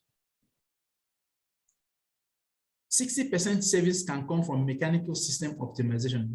I will focus more on the mechanical system optimization. We're going to talk about this, how you can save up to 60% energy in motor systems. Then increased use of energy saving motors, about 10%. Then electronic speed control, this is where you use your VSD, variable frequency drive, about 30%. Now let us look at what is going on in a motor system. Okay, so now, if this is a three-phase motor, now what you're seeing here is a three-phase motor, right? Now this is power that is coming in, whether in kilowatts or kVA, kilovolt ampere, whatever power that is coming into this place. This motor has losses.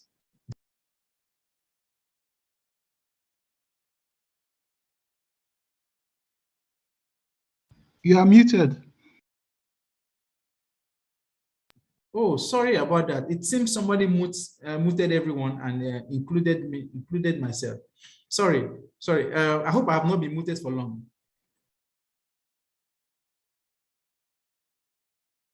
Okay, so like I was trying to explain, motor is actually an energy converter. It converts your electrical energy into a mechanical energy, and that's what motor does. So your energy comes in, it's converted to maybe horsepower. In most cases, we talk about horsepower. In some cases, we talk about kilowatts, okay, of motor. So you use motor to drive your load. We've spoken about power factor, what power factor is, and how the formulas is. We've also spoken about the electrical equation for energy system. So now, I wanted to also pay attention to this. So we have kilowatts giving electrical data. Kilowatt giving electrical data. Now this is the formula for kilowatt given electrical data. But what motor does is that it converts this kilowatts given electrical data, which is the input, to kilowatts mechanical, which is the output. So this horsepower that we're seeing here, we are going to be representing this horsepower by kilowatts mechanical. So we need to pay attention to how motor converts kilowatt electrical to kilowatt mechanical.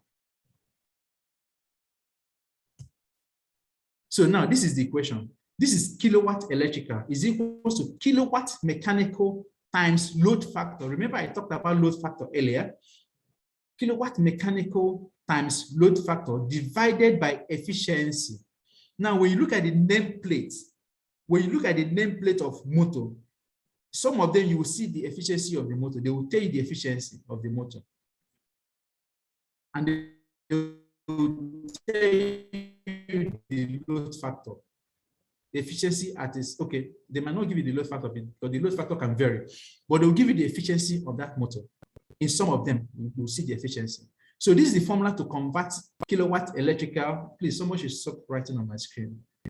This is the formula to convert kilowatt. If you're the one, please delete this, delete it. I don't know how to do this. Please stop this. Infinite notes. Stop this, please. So this is the formula to do the conversion. So KW and KWA are inputs to the motor. And then KWM is the motor nameplate rating or output of the motor. So let us do a little bit of transformation here. We have the kilowatt electrical is equal to kilowatt mechanical times load factor over efficiency. So if you do your cross multiplication here, you have kilowatt mechanical times the load factor, which is percentage load, is equals to the kilowatt electrical times efficiency.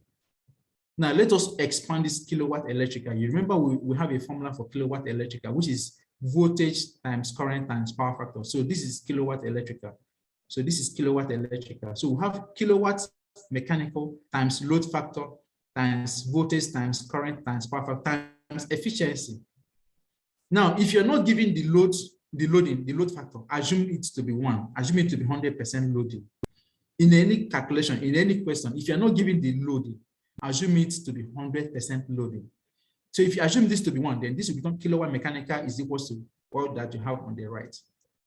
Now, this is for a single phase. Now, this is for a 3-phase. Remember that for a 3-phase motor, you have to introduce your root 3. It's very, very important. Don't forget, if you're doing any calculation on motor, you need to first of all find if it's a single phase or a 3-phase. If it's a 3-phase, please don't forget your root 3. Now, here is a question. This is a nameplate from a motor, ground force. This is a nameplate. Now, you can see that efficiency is given. We are giving the efficiency of this motor to be 82%. Okay, and we are giving the now we are giving the power here, which is 150 kilowatts, right? Or is this 1.5? 1.5 kilowatts. Okay, this is 1.5 kilowatt. Thank you. Now this is 1.5 kilowatt. Now the question is this kilowatt mechanical or kilowatt electrical? Now this is the nameplate that you see in a motor. Now my question is this kilowatt mechanical or kilowatt electrical? It is kilowatt electrical, straightforward. Okay, does anyone have something different? No, it's kilowatt electrical. Okay. We concur with him. Okay, thank you everyone, but that's not correct. This is kilowatt mechanical. Whatever you see in your nameplate of any motor, it is the output, not the input. They are telling you what that motor can do, the amount of power that motor can give. That is one thing you should also know. When you look at the nameplate of any motor, when you see the power demand, it is the output, which is kilowatt mechanical, not kilowatt electrical. Sorry to interrupt. Sorry, I beg to disagree. You can see that they've already provided you the current. You can see that they've already provided you the current. When you have an attachment to that motor, now let's say there's a flywheel or there's a pulley to be attached to the shaft of that motor. you can be guaranteed that whatever load that you are attaching to it is what you will now be referring, or if it's going to be driving another, equipment, that is when you consider that mechanical. But in this case, you can see that they've already given you the maximum current. That is, if you are using it as a single phase or if you are using it as a 3-phase, it's already shown there. See, that is why you have this. That is why you have this. So this actually tells you that this power is related to this. This related to this. I don't know if somebody else has another thing, but this tells me that exactly that this is electrical load. Well, I would rather say because 2 is attached, you will see P2 there. I don't know the reason why they will have put 2 if they are not trying to qualify something. So I guess it might likely be mechanical. Initially, I thought it's just electrical, but now that I'm seeing P2, then it looks like mechanical to me. Otherwise, they shouldn't have put that P2. It should have been P to denote power. Okay, thank you very much for your contribution. They are all valid. However, take it from me, when you look at the nameplate of any motor, the power that you're giving, except if it's categorically stated as electrical input power, otherwise, take it as the mechanical power. Now, if you look at the current here, like both of you have said, the first speaker talked about the current that was given here. If you look at this current, you also see I1/1, and but the power here is 2. That should also tell you that this I1 is input, and this 2 here should be output. This is my own making of it. However, by standard, when I mean by standard, as a certified energy auditor or as a certified energy manager, take it or you leave it. This is the standard. The rating that you see in your motors are the mechanical outputs. Now you'll be given this efficiency. Now this is the mechanical output at this efficiency. This is the mechanical output at this efficiency. At 82% efficiency, this is what you're going to get. This is the mechanical power you're going to get out of that motor. You will see this in your calculations. And you'll also be given the power factor. Look at the power factor. It's been given cos pi is your power factor. So these are some of the information that you will see in your nameplate. And this is depending on the connection, whether it's data connection or star connection. I mean, these are the reason I brought this up is just because of this kilowatt mechanical and kilowatt electrical. Some of the things that we know will be challenged in the course of this program. Yes, I was also challenged, but I have to learn. Okay, so please, I know we are professionals. Okay, but what I'm telling you, what I'm providing you here are standard, not my own. I didn't generate this knowledge. They are standard. We've questioned these things, and we were convinced that this is what it is. The manufacturers can confirm to this, that this is what they do, this is what they mean. So there should not be miscommunication from what the manufacturers has stated in their nameplates to what you as an energy auditor or as an energy manager is doing. So thank you. So here's a sample question. Like I said, I will just skip all of these sample questions because there are things that we can easily attempt. If we understand the, I give more emphasis to the explanation so that when you see these sample questions, you can attempt them.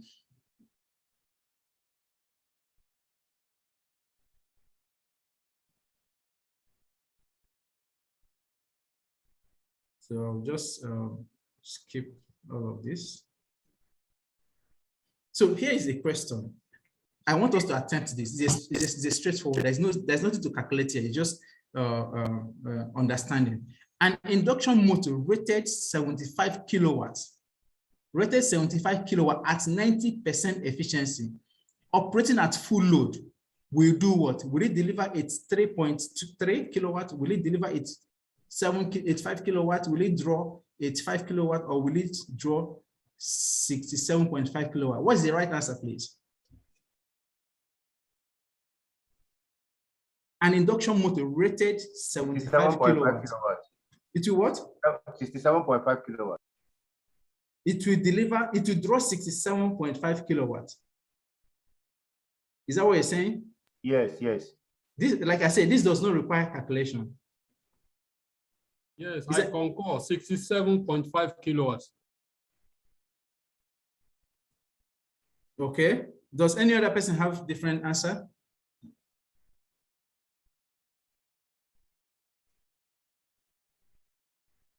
Okay, so without any calculation here, okay, it's an induction motor rated. Remember what I told you, that whatever is rated is the mechanical output, right?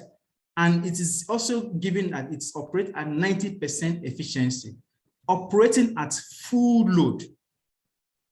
So what this means, it's going to deliver 75 kilowatts. That's what the answer is. It would deliver 75 kilowatts. This test question is to test our understanding of kilowatt mechanical and kilowatt electrical. So the right answer here is that it will deliver 75 kilowatts. But that's what it is rated. Please explain. I didn't understand that. Remember I said that when you look at the nameplate of motors, whatever kilowatt that you're giving in that nameplate is the mechanical output. And that is what it will deliver. And you will be giving the efficiency. The efficiency it will be operating to give you that output. Okay? And that is what this question is telling us. So assume that this is a nameplate now, and you've been told that, look, this motor is rated 75 kilowatt. What it means that it will deliver 75 kilowatt mechanical at 90% efficiency. Is it clear now? It's clear now, because what we are calculating was I understand. You were calculating the electrical input. And that's why I said that you don't need to do any calculation. This is just to test your understanding of kilowatt mechanical and kilowatt mechanical.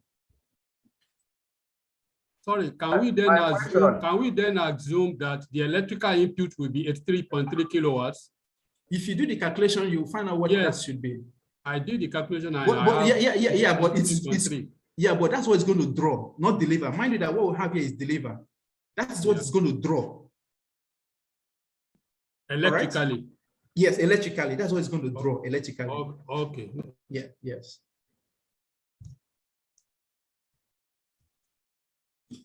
So this is because also because the full load, the load factor is not given, then it will be difficult to calculate the electrical. No, this is at full load. At full load. Full load. Okay. It's one. Yes. Okay, it's one. Okay, thank you. Yeah. That's right. So these are further examples that you can solve this. So let's also look at sleep and other behaviors. Excuse me, sir. Okay. Does it mean that electrical load is higher than mechanical load? Yes, of course. There are losses. The electrical input comes in, there are losses to what mechanical can give you. Yes, so that's it. It's that electrical input is higher than mechanical output. Oh, okay. Yes. Okay, let us look at sleep and other behaviors. I hope I still have much time. Wow, 15 minutes. I just have to rush through this. Okay. Sleep is the percentage difference between the synchronous speed of the motor and the rotor speed. As the load is added to the motor, the shaft slows down a bit and the sleep increases. You know, when you on your generator without load, right? It spins very fast. But the moment you begin to add load, it begins to normalize, okay? So now, the rotor speed and the rotor speed, the difference between the synchronous speed of the motor and the rotor is what we know as the sleep. I will explain this. Let me see how I can explain this in a more clear terms. Now, the synchronous speed is the speed of the load that you add to the motor. Remember that motor produces mechanical power, that is rotational speed, rotational power. So you need to attach what you want to drive into that motor. Now, the difference between the rotational speed of that motor, that is the rotor of that motor, and the attached equipment, maybe in some cases use belts. We're going to talk about it. So in some cases use belts. So if your belt is rotating lesser number of times than the number of times that your motor is rotating, the difference is what we know as slip. Okay, so I'm going to talk to us how to calculate the slip. So how do you calculate the slip in motor systems? Now, motor slip is calculated as the synchronous speed minus the actual speed divided by the synchronous speed. Synchronous speed is the speed of the motor. The speed of the motor. Then minus the actual speed. The speed is now when you now add the load. Divided by the synchronous speed. Okay, so how do you calculate the synchronous speed of the motor? That is the design speed of that motor. Now, the design speed of that motor is calculated by the frequency times 60. Frequency times 60. Frequency can be 50 Hz, it can be 60 Hz. I've spoken about this before.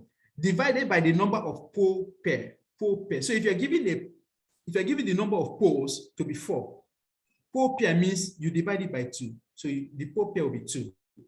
If you're given a number of poles of the motor to be 2, then pole pair will be 1. Okay, just to explain what pole pair means. Okay, frequency will be given, you times it by a factor, a constant, which is 60, divided by the number of pole pair, you will determine the synchronous speed. So if you know the synchronous speed, you will be given the actual speed. Then if you now compute this, you will now find out what the motor slip is. There's an example that I want us to solve. We're going to solve this example just to drive home this point.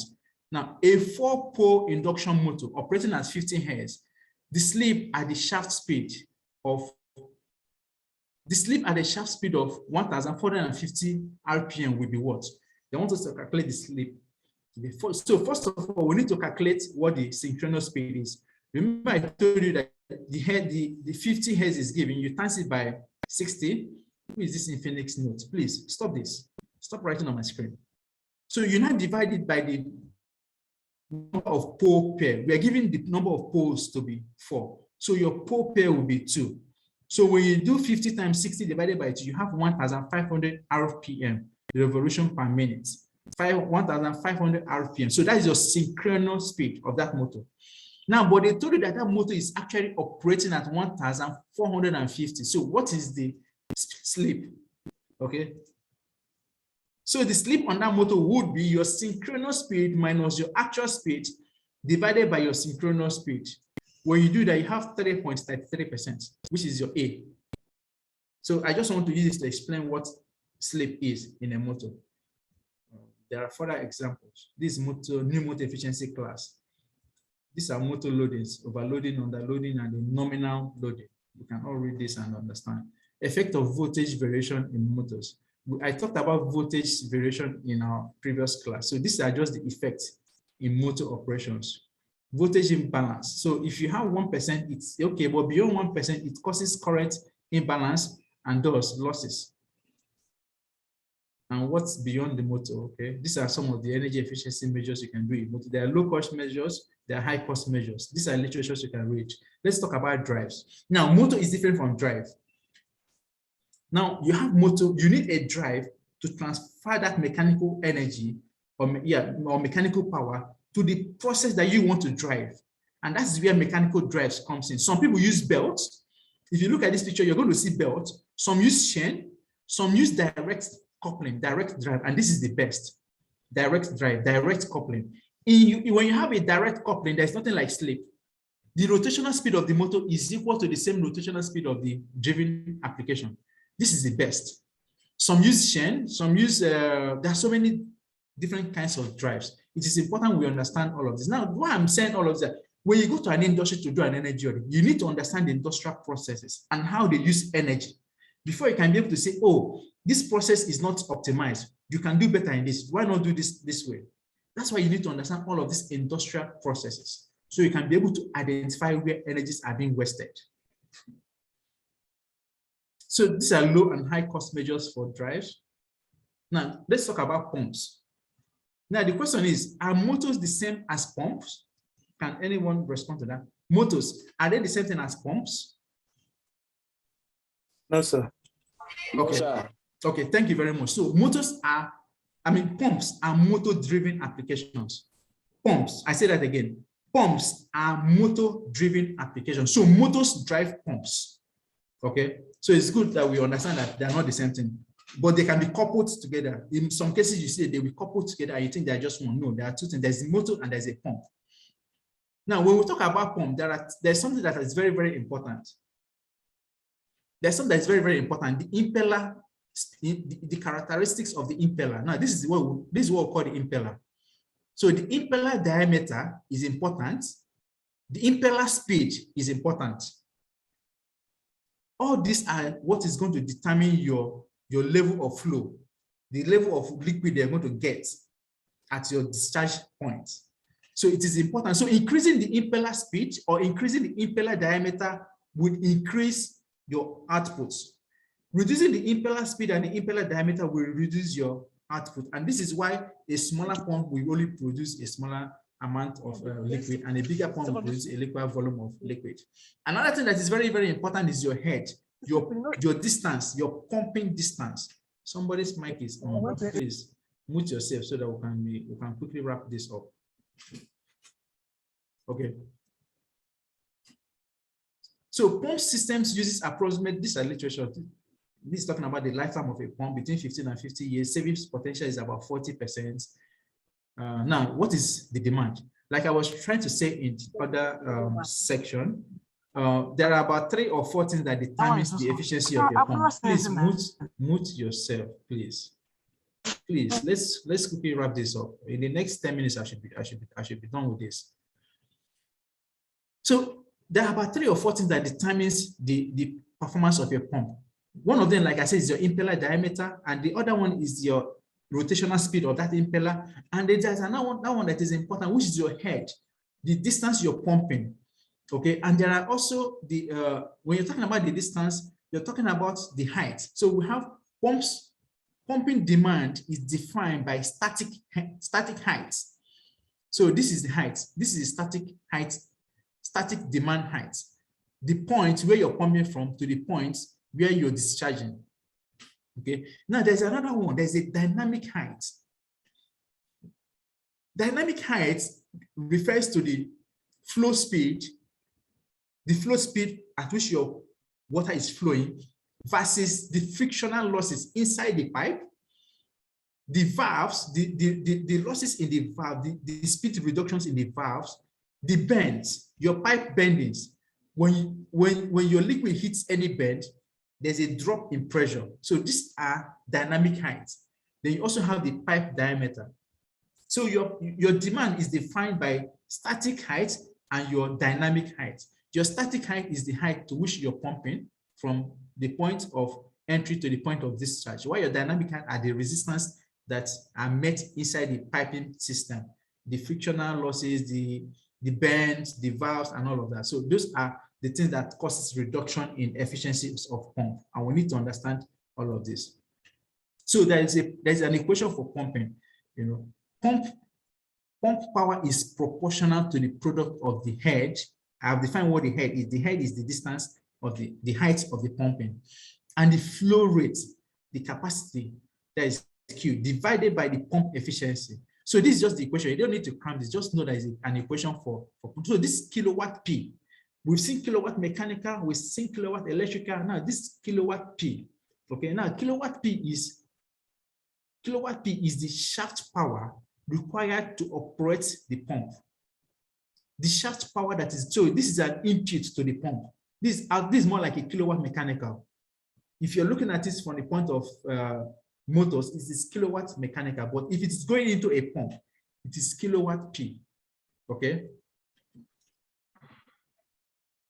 So where Q, this Q is in liters per minute, and H is meters. This is, I just things we could read and understand. This is an example. This is a straightforward example. So let me not waste time. Now let me talk about affinity laws. Affinity laws. Remember, I told you that there are different parameters that affect the efficiency of a pump, and I told you that impeller diameter is one, rotational speed is 2. Now, impeller diameter is represented by D. Okay. Then the rotational speed is represented by N. And then the height is represented by H. Then the volumetric flow, that is the flow speed, the volume of liquid that you're going to get, is represented by Q. Okay, so what affinity law does is that it helps us to relate all of these parameters together. It shows us the relationship between the rotational speed, the impeller diameter, the volume of water you're going to get, and the height at which you're pumping. So the affinity laws help us to relate all of this together. So depending on what you're given, whatever you're given, you can always pick one of these equations here and then use it to solve your problem. So effect of rotational speed, keeping impeller diameter constant. Now, this is an impeller diameter. For most of us who is going to buy a pump, your impeller diameter is constant. You're not going to be changing your impeller diameter. So how does this impeller diameter, you're keeping it constant, how does the rotational speed and the height that you're pumping, how does this affect your power consumption? So this is saying that Q1 divided by Q2, like I say, Q1 is your flow, your Q2 is also your flow. Now, Q1 is before you change your rotational speed. Your Q2 is after you have changed your rotational speed, which is N2. Okay, so it is not telling us that your Q1 over Q2 is equal to N1 over N2. Now, this is your initial speed, initial rotational speed. Now, if you increase this rotational speed to N2, okay, how does it relate to the flow, your volumetric flow? This is the equation that helps us to do that. So your volumetric flow is directly proportional to your rotational speed. That is it. Your flow rate is directly proportional to your rotational speed. And it only makes sense. If you increase your rotational speed, it's going to increase your volumetric flow.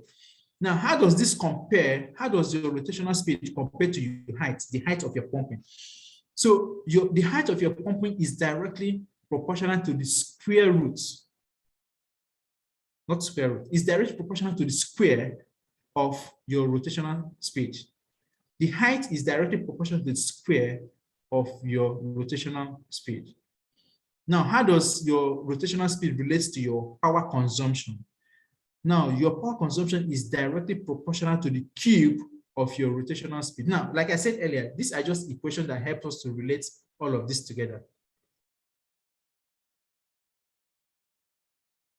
So these are just examples. You can read through all of this, and then if there's questions, you come back to me. So these are oversized pumps, the problems with oversized pumps. Now, let me talk about best efficiency pumps, because this is something, again, that you come across. Now, how best do you operate your pump? Now, best efficiency points help us to relate about 3 things together. It relates the energy consumption of the pump to the volumetric flow rate of that pump and the height, the pumping height, okay? Now, how do we determine the best efficiency pump? For some of the pumps, if you look at their nameplate, you will see the best efficiency point, okay?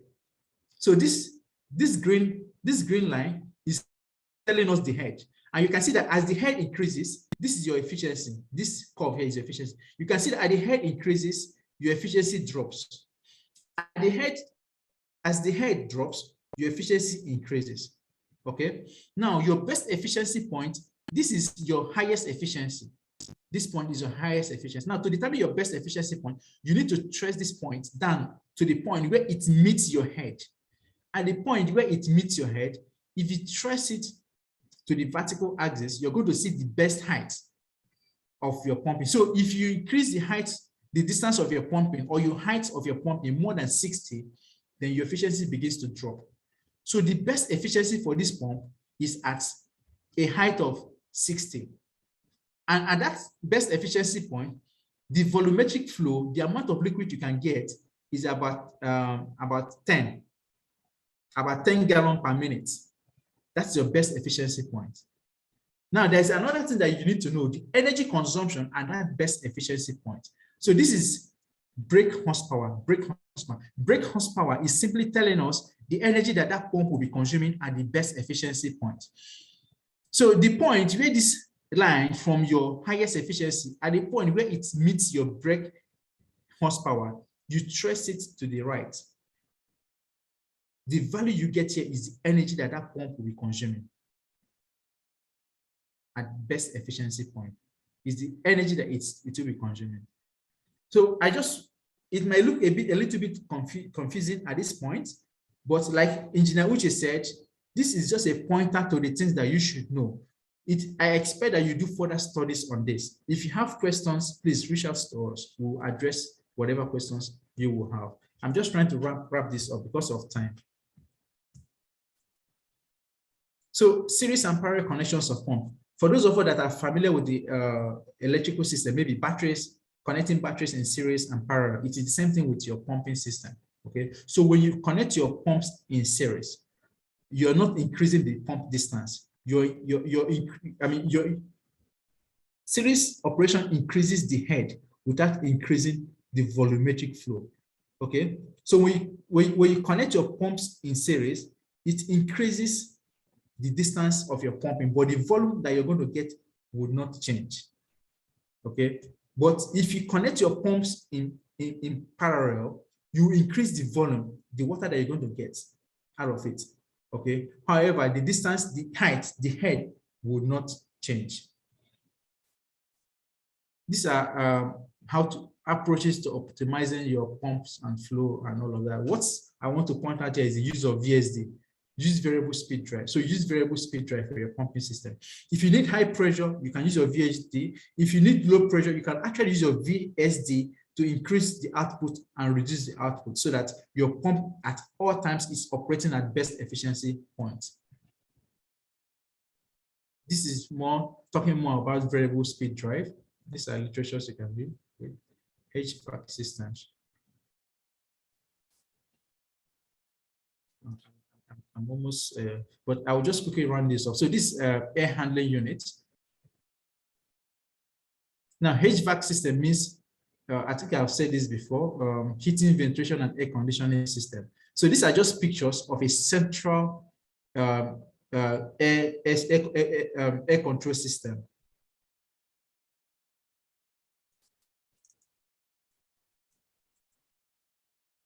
There is a portion I just want to quickly explain. Okay, so for your central air conditioning system, you could have units, package units, but I'm going to talk about central air conditioning system. Your central air conditioning systems, in some cases, you have constant air volume. Constant air volume. Constant air volume means that you cannot regulate the amount of air that is being thrown into that space, and it is not efficient. It is an inefficient way of cooling of a central air conditioning system. Now, the problem is this: because it is constant air volume, if the place is getting too cold, what usually happens is that there is something like a heater that heats up the air. So something has been cooled at the point of entering your room, another thing is heating it up. So you're heating and cooling at the same time, which is not a good way. So it's an inefficient system. And that's why I wanted to lay emphasis on this constant air volume. It is being used in some facilities, but it's not an efficient system. So we have variable air volume. So this is a more efficient system. So in a variable air volume, you can actually control the amount of air that is coming into that space. So if the place is getting hotter, all you need to do is to use a remote to control there's a damper. Damper is something that is a valve that closes and opens. So the damper reduces the amount of air that is coming into that space, thereby regulating the temperature. Instead of using a heater to heat it up, a damper does that control. So this is an efficient way to do a central air conditioning system as opposed to constant air volume. This compression system, most of us understand how the air conditioning system works. So I don't want to spend more time here. Key optimization approaches.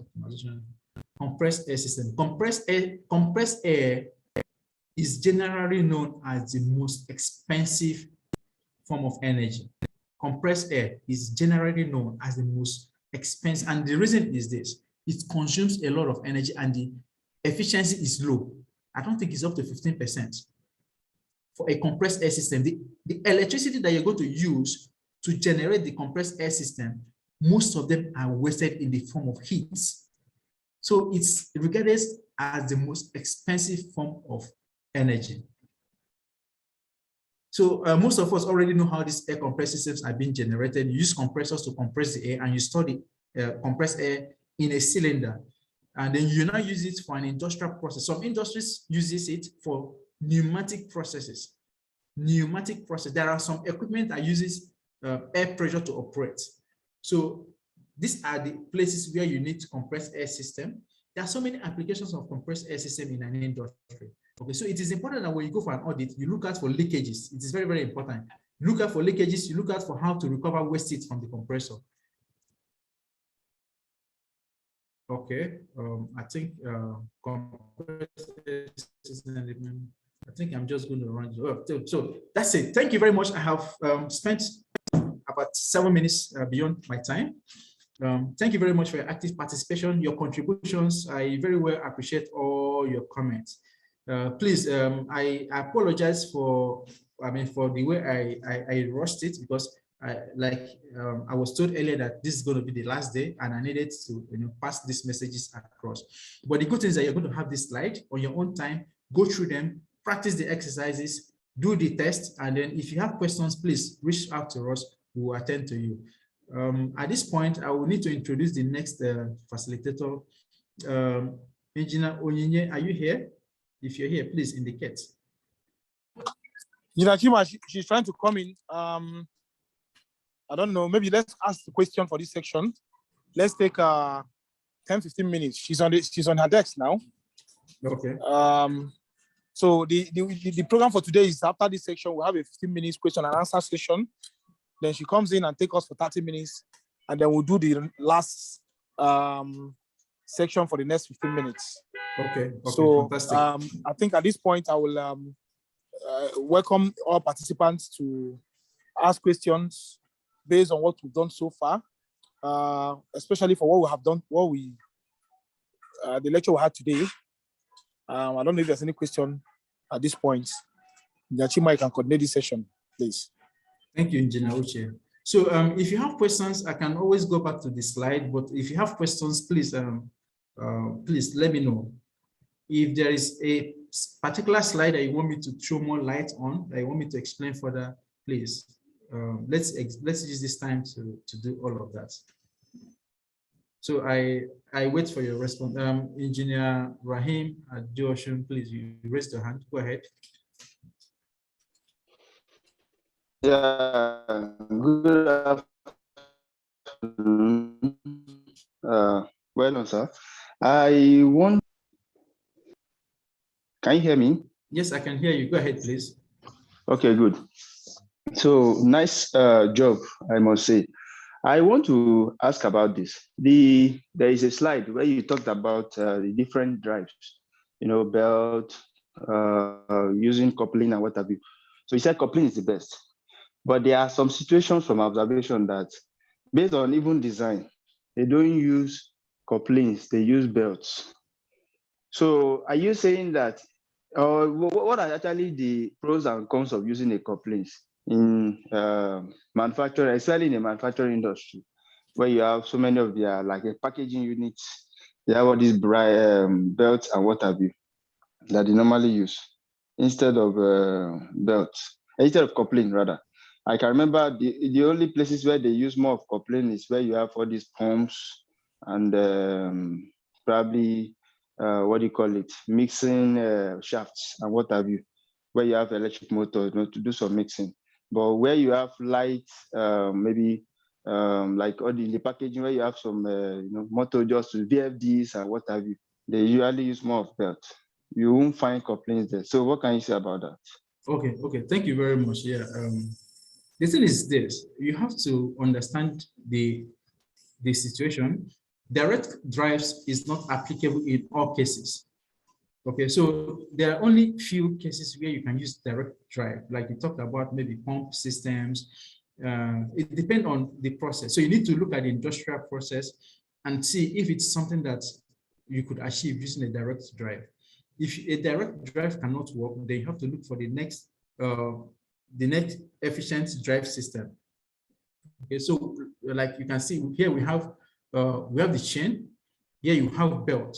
Even when you're using belt or when you're using chain, there are, okay, now let me take it to some of the things that can be done to improve the efficiency. It's not like when you're using belt that, or you're using chain, that it's not a good practice. There are good practices. However, you need to make sure that measures are taken to make sure that they're as efficient as possible. So when using any of those, you have to check the tension of the belt every 3 to 6 months. So like I said, these are the things I expect that you read on your own. And it's also going to address some of the questions that you ask. Direct coupling or direct drive will not work in all situations. It's only in few cases or some cases that you can do direct drive. Okay, so but when you're using any other drive, you lubricate and maintain gear according to spec. You replace V-belt with notched or synchronous belt drive.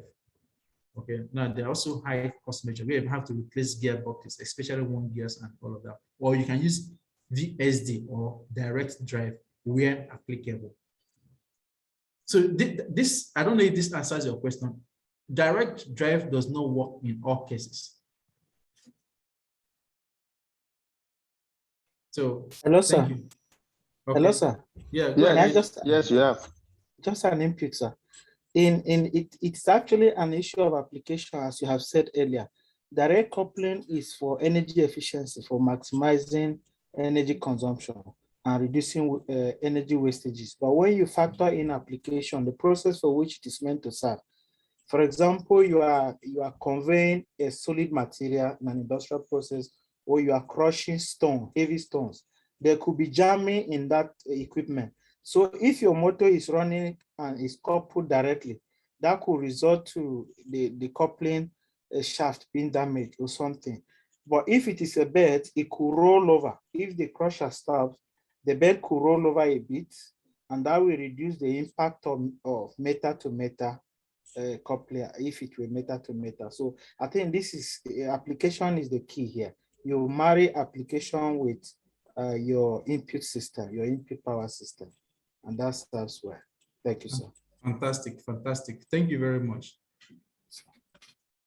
Any further question, contributions?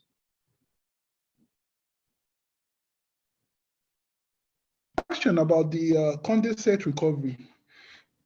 Okay. So there's where I work, there is a dispute about this condensate recovery. They are saying there's a lot of the amount we're going to use to capture this condensate recovery to preheat the water is that there is a lot of contaminants with that, and it would, before you can separate the contaminants, it will cost the business more money to just let it waste, to blow out, than just actually saving that condensate.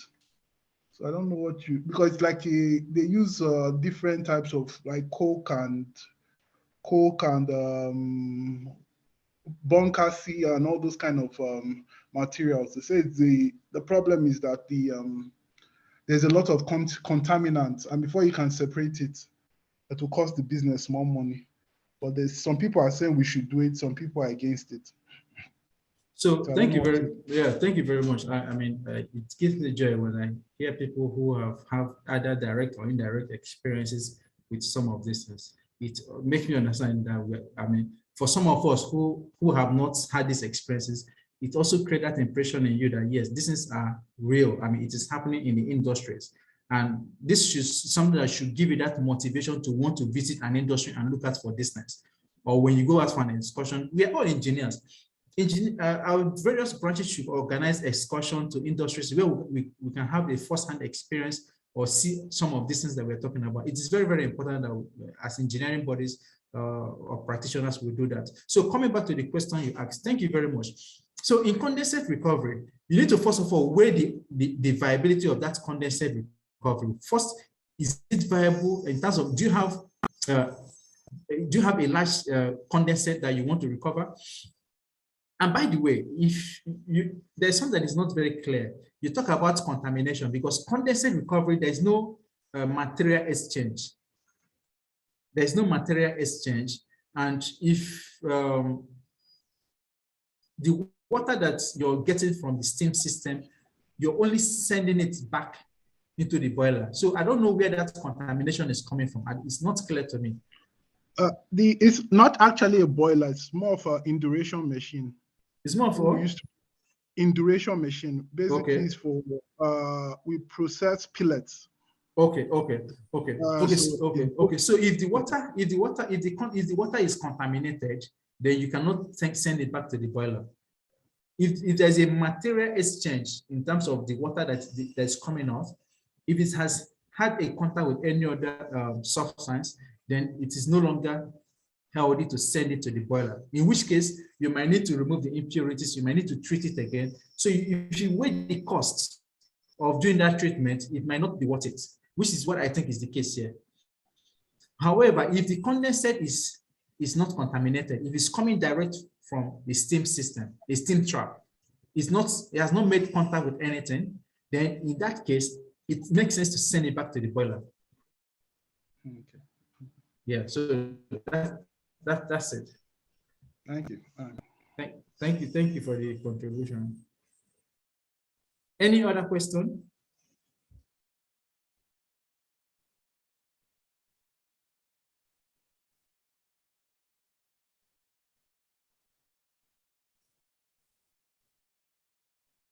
I'm reading your comments. Shall I say that she please upload the slide? I'm going to share the slide.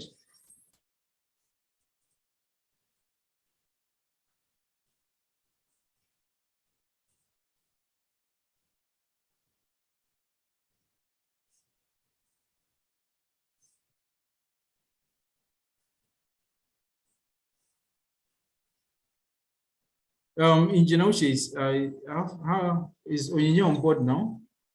Yeah, Onyo will shortly be with us in the next 10 minutes. Okay. So I don't know if we are done with the questions. I think she's having trying to log in. I think her slide is just very brief. Okay, I think let me see if she's joining. So if there's another question, maybe from your day one, I forcefully make you start from here. Maybe you can just spend like 5 minutes, just run through what you left over on the day one, while we just wait for her to come on board in the next 10 minutes, definitely. Okay. Let me see. I can ask one more question, please. Okay, go ahead. In terms of this boiler, so there's part of the process we're working on now is we have the electric boilers and the oil-fired boilers, the HFO boilers.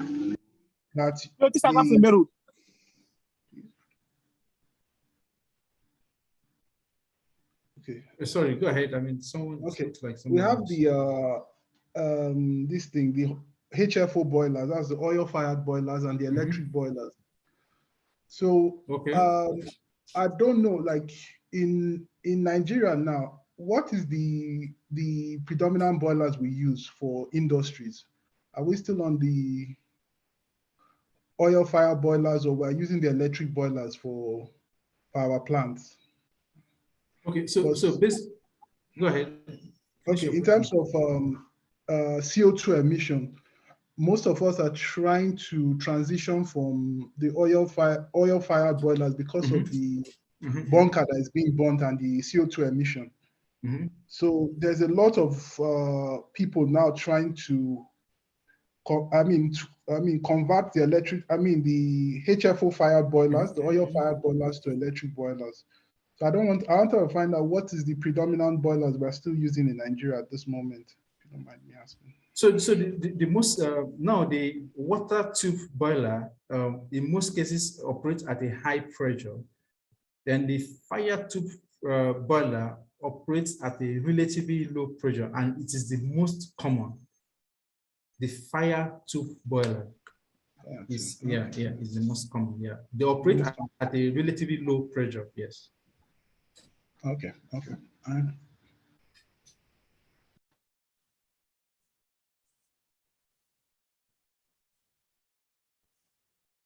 Is there any other question?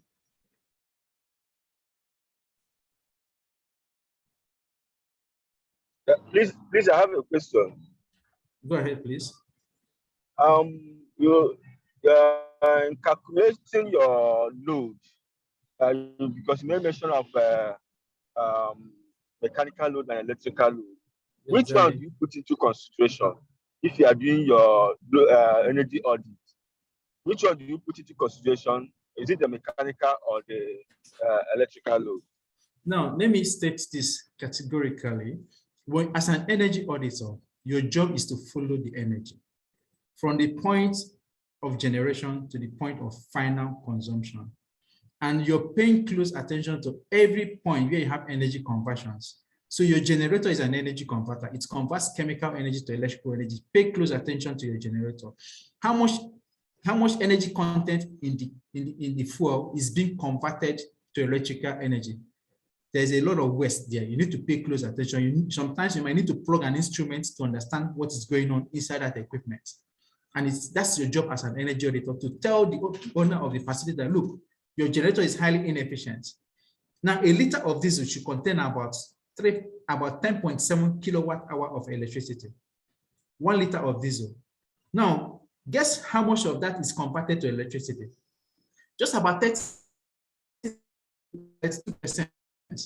So by the time it goes into your generator and it's coming out, you're having like maybe 30 kilowatt hour. So more than 70% or thereabout have been wasted.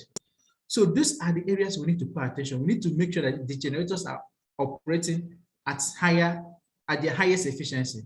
And how do you do that? Make sure that their load factor is okay. The load factor of the generator is, that's why I talked about load factor. You need to look at their fuel efficiency. How much of the energy content of the fuel are converted to electricity? Now, that's on the generation side. You have to go through the transmission. Of course, if you don't audit a transmission network and then distribution network, those are for the utility provider. But inside the facility where you want to audit, you also have to look at the equipment that are consuming this energy. You have to look at the electrical energy that is going into the motors and also the mechanical energy that is coming out. So you're not just looking at one side of it, you're looking at all through up until the point of the end, the final energy user. It's just that because we have a very limited time to do all of this, there's something we call point of use energy calculation. Point of use energy calculator. So for example, somebody is now asking, look, I want to use diesel to fire my boiler. And someone is saying, no, I want to use gas. You need to do your analysis to find out which one offers the best economic value. That's what we call point of use. So you need to convert both the diesel and the gas. You need to convert them to a common unit. You cannot compare them apple to apple. Or for example, maybe diesel and maybe firewood. You need to convert them to a common unit and you not compare apple to apple. So like I said, if we need to take it through everything that you need to know about to becoming an energy professional or an energy expert, it's not something we can do in 3 Saturdays. It's something that even this one that we just did now, I just have to rush through this, just to pay attention to the more important areas that you need to start with or you need to know. Okay. So as an energy auditor, you're not looking at input, you're looking at input, internal, what's happening in the system and the output. Thank you very much. Any other question? Yeah, Abbas. Excuse me, sir. Yeah, Abbas, go ahead. Good afternoon, everybody. Well done, the presenter. I really appreciate the fact that you try to cover as much as possible. But I wish you were able to emphasize on maybe residential aspect of it with respect to HVAC, as you have said that cooling effect really takes large volume of energy. Most of us, or let me say, many of us may not have the opportunity to industrial facility, but then residential facility, we all have our home, we have our office as a case study, such that we can easily relate with some of this knowledge and come into a practicability aspect of it in terms of energy audit. I wish you dwell so much on this residential aspect, or perhaps if there is another program that be able to split and explain in details the one that is applicable to residential vis-a-vis HVAC, which we know to be an aspect that we can really optimize energy efficiency. Thank you. Okay, thank you very much for the question. It's highly appreciated. Now we want to bring this home to your residential levels. There's an illustration that I always use, and I want to ask this. For most of us who uses the split unit air conditioning system or the package units, whether split or window units, in most cases, we set the temperatures at the lowest, which is about 16 or 17. Now, the question I would ask, what do we have in mind by putting it at 16 or 17? Do we really think that that air conditioning system would achieve 16 degrees centigrade? Do we actually achieve that 16 degrees centigrade? That's just a general question I want to ask.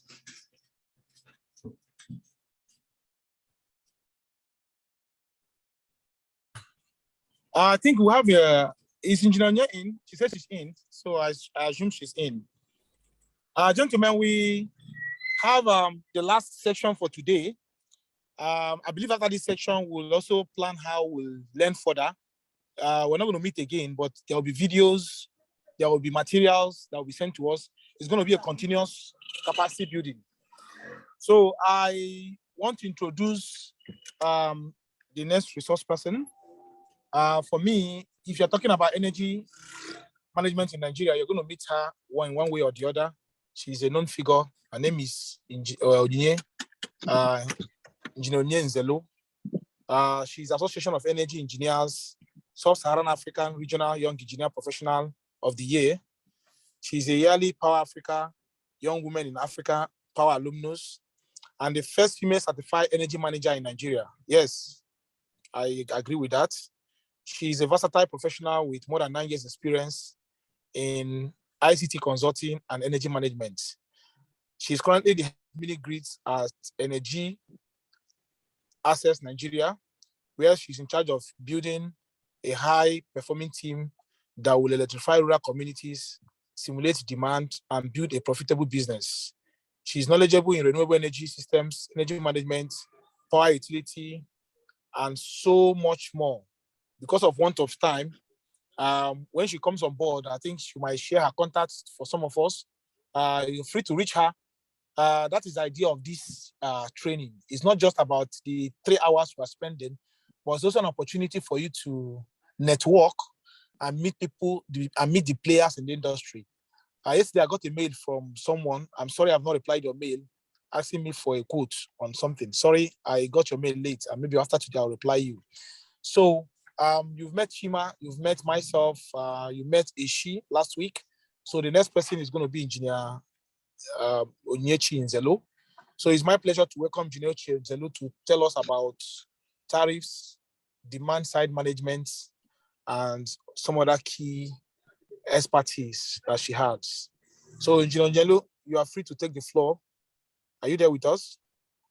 Yes, I'm here, Engineer Oche. Thank you very much. Okay, so I will share your screen when you're ready. Thank you. Let me make a call. What name did you enter with? I didn't. Okay, I've seen it. Okay, thank you. She's there with her name and her details. Okay, good. I've seen it. So you're free to share your screen now. Engineer, you're welcome. Chima, thank you very much. You're the boss lady. you are. For some deceiving the children of God. Thank you.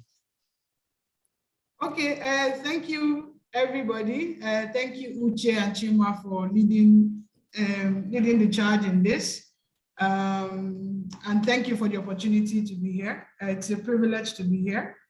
Before I move to Abuja, where I currently am, I can say I used to be active in NSC in Lagos. Maybe I would try and reactivate my activity here in Abuja. Like Uche said, I've been in the energy space for just a small amount of time now, and it's been very interesting and quite a beautiful experience. Just to go through and learn as much as I can, and also to see that I can deliver value in any way that I possibly can. Abbas Ishola was your hand up from the last session, or do you want to ask a question now before I continue?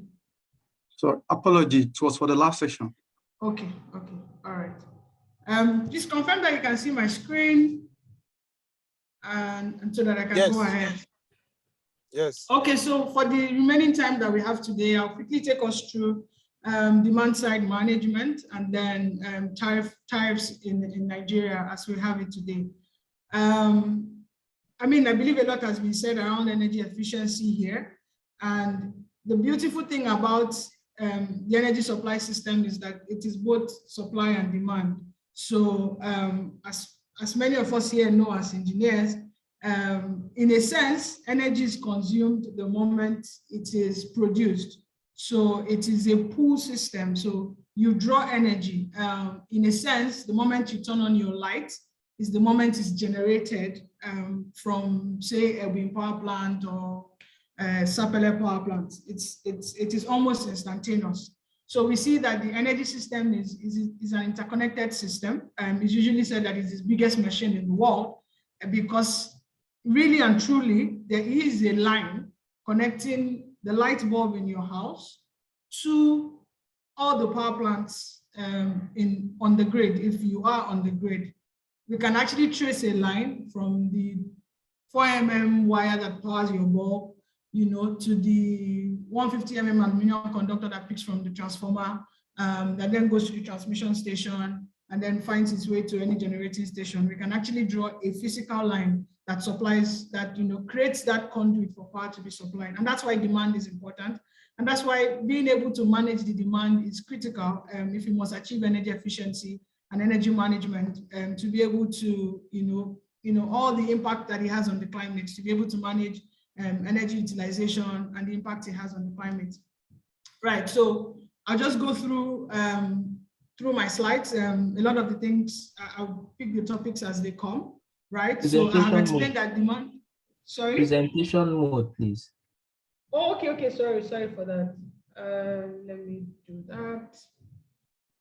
Right, so energy demand is essentially energy consumption. So it's the amount of energy we consume. So demand side management is trying to manage your energy consumption so that you are optimal, whether cost-wise or demand or volume-wise, whether you want to reduce the volume of energy consumed, whether you want to reduce the cost of energy consumed. The energy value chain is a pull system, like I've explained. You pull from the supply. If we don't pull, no matter the amount of energy that's available, the energy will not be delivered to your house. The Nigerian energy supply system is an aberration because supply far exceeds, demand far exceeds supply, but in a functional system, you will find that you pull it down.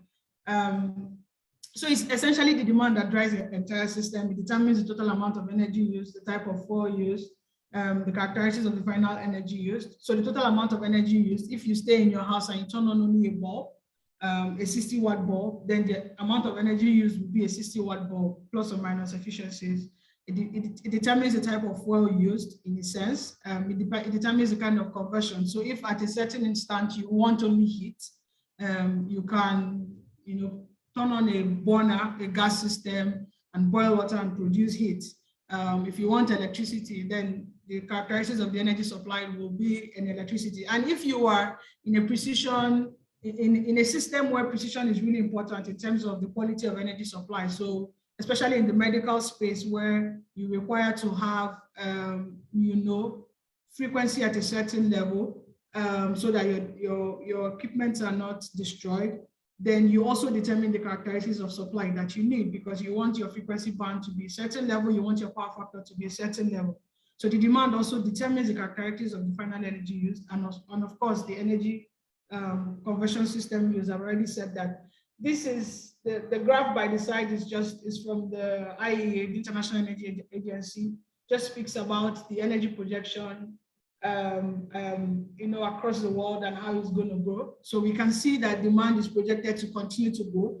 And if we must achieve efficiency of utilization, then we must find a way to reduce this demand, or at least make sure it is optimal, because the demand will continue to grow across the world and even across different energy sources, crude oil, natural gas, coal, and all of that, demand will continue to grow.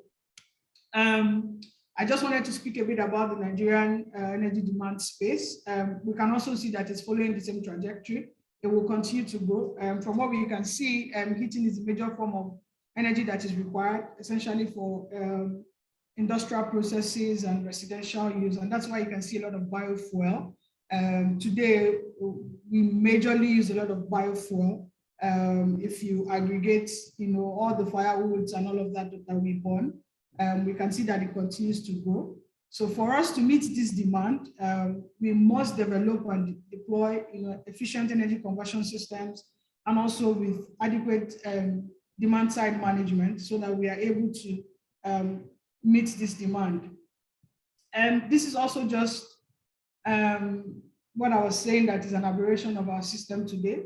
We can see that the peak demand, it's way higher than the actual energy served. This is the peak demand that has ever been served in Nigeria. It's 5,800 megawatts. This is actually the forecasted demand.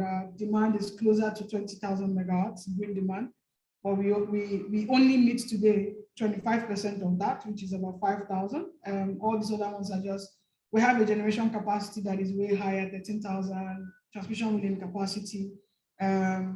But yes, so just saying that this demand is available in Nigeria, and in order to use this little resource, because even if we unlock all of this and have a grid capacity of about 13 megawatts, we still have a demand that is way higher. So we must find a way to manage this demand so that the capacity that we have can meet the demand that is available in the country. Many people argue that this number is way bigger than this, but it's the Nigerian system operator that is the source of this graph. But the argument is that this number is closer to 30,000 megawatts. But this is at least the official number from the system operator. So we go straight to demand side management, and I think the diagram here just highlights certain things that it's that delicate balance between supply and demand. You want to be sure that the system that you have, the energy supply system, can meet the demand. And if the demand grows, of course, you either increase the supply, but in instances where you cannot increase the supply, it may be a bit more efficient to see that you manage the demand so that the supply assets that you have can be effectively utilized to manage the energy demand that is available in a space. So essentially, what is demand side management? I'll take a pause here. If anybody has any questions, please just, you can put it in the chat, or you can raise up your hand, and we can take it from there.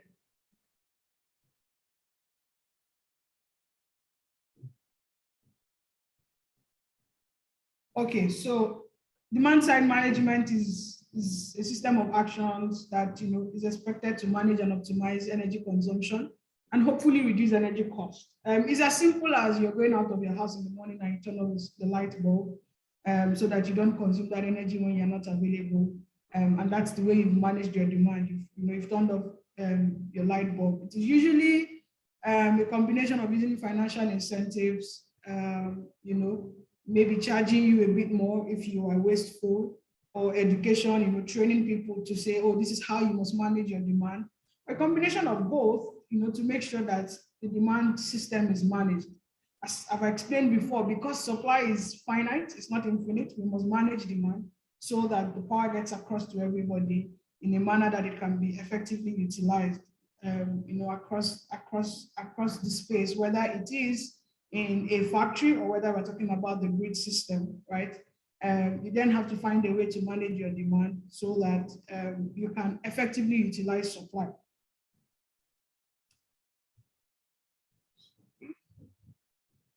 Now, so this is a typical load curve, right? And to just try and explain it a bit more, you can see that demand fluctuates. It is not constant. We don't have a straight line. We don't have a linear graph. In fact, this is even a bit linear.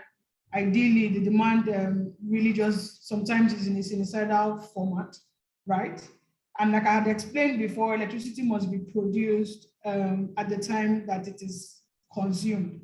And because demand is not constant during the day, what this means is that the supply system is not fully being utilized, because in design, I mean, even if it's a factory that you're managing, in design, you will typically design your supply system for your peak load. So at the peak of the graph here, this is what you will design your supply system for. So if we take it down here and it is 1.7 megawatts, just for example, it means that you're going to have a supply system, right, that you design to serve 1.7 megawatts. So you probably design a 1.8 megawatt system, of course, because you cannot run 100% of the system.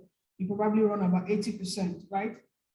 So you're going to design a system that runs at this peak demand. At least that is the ideal engineering way of designing systems, right? To design the system that runs at this peak demand.